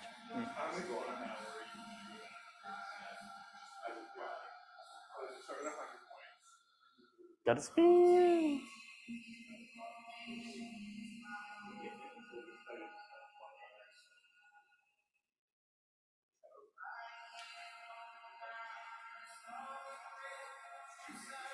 Oh yeah, 100%. I get everything. I understand everything about life. No, there aren't. So this is one where I was like, you can make whatever decision you want. I understand that I'm supposed to just accept the comfort of here. I understand that fundamentally I understand that this place is truly no different from life. Well, it's pretty different. No, there aren't. This is a fun ending. I like this one. Perfect, utterly distinct from waking life. There are correct. Huh? No. Oh, okay. I thought I still feel the same. Deal with it. This is the one where you have enough like awareness, but the last decision you make, you're like, no, fuck this. You're wrong. No. Give me a big drill so I can stab some interdimensional beings. As we never know, it's time for you to take a break. It hurts me to...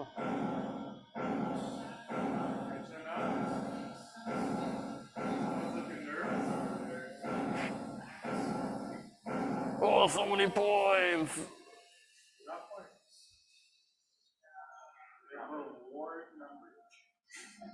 I say that there are objective truths in this game, so there are points. I'm releasing you, you're free, but I'm also releasing myself. I'm more comforting. Dead, we all deserve happiness. Do any of these change the amount of No, life? they're all endings? exactly the same. So another like version of non-choice. Yeah, this is like All right, I like the one. yeah, a different unchoice. Yeah, that's a rendering. I should have made it render. Oh! For the, yeah, you're able to see out of bounds. That's funny. You can see the end of limitlessness. No, the dawn of nothing. It's the dawn of nothingness. That's the game. It's cool. Yeah. Thank you very much. If I die and I don't have a high score like in real life,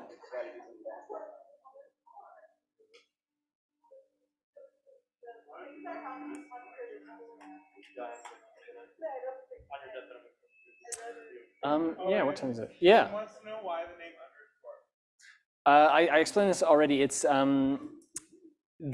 lot of the game ideas that went into the game were sort of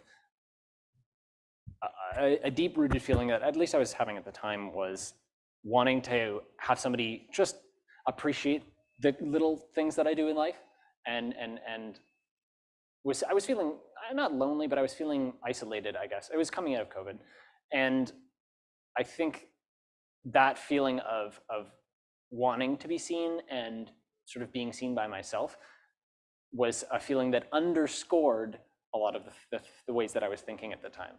So that's why it's underscore. And also my placeholder name for this when I was developing it was 7 underscores. So I just also stuck with that, but it was a bit of both. Yeah. Well, it like operates in the same space that like a space would when you're writing something, but you're like very aware and visible of the lack of something there. It's also like you don't have all the options, like they are literally written out in underscores, and it's really good for everyone. Yeah. Yeah, it's sort of like that feeling of like it's late at night and nobody's in the house and you stub your toe and you're like, oh shit, fuck, ow, and you realize, oh no, I should be quiet, but there's nobody there. And it was like, well, what if somebody was just paying attention and they saw that and they were like, oh shit, sorry. But you don't find out until you're dead. That's the game. Fantastic, thank you very much. You can download it and play it if you'd like at my itch page, which is omch.itch.io/_. I will always pronounce it Omch. Yeah, no, it's Omch. It's Omch. Very good. Fantastic. Thank you very much.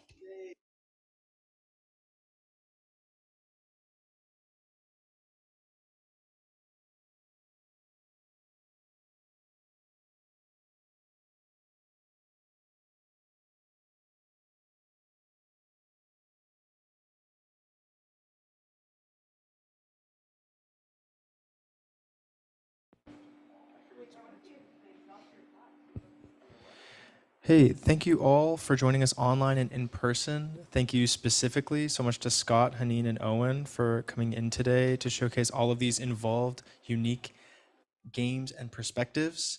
I will remind you all that these Let's Plays have been recorded and are available on the Fourth Space YouTube channel for you to watch and enjoy over and over again.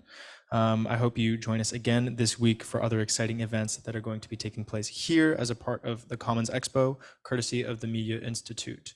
We are going to close the Zoom in a moment. I hope you all have a good evening. Thank you.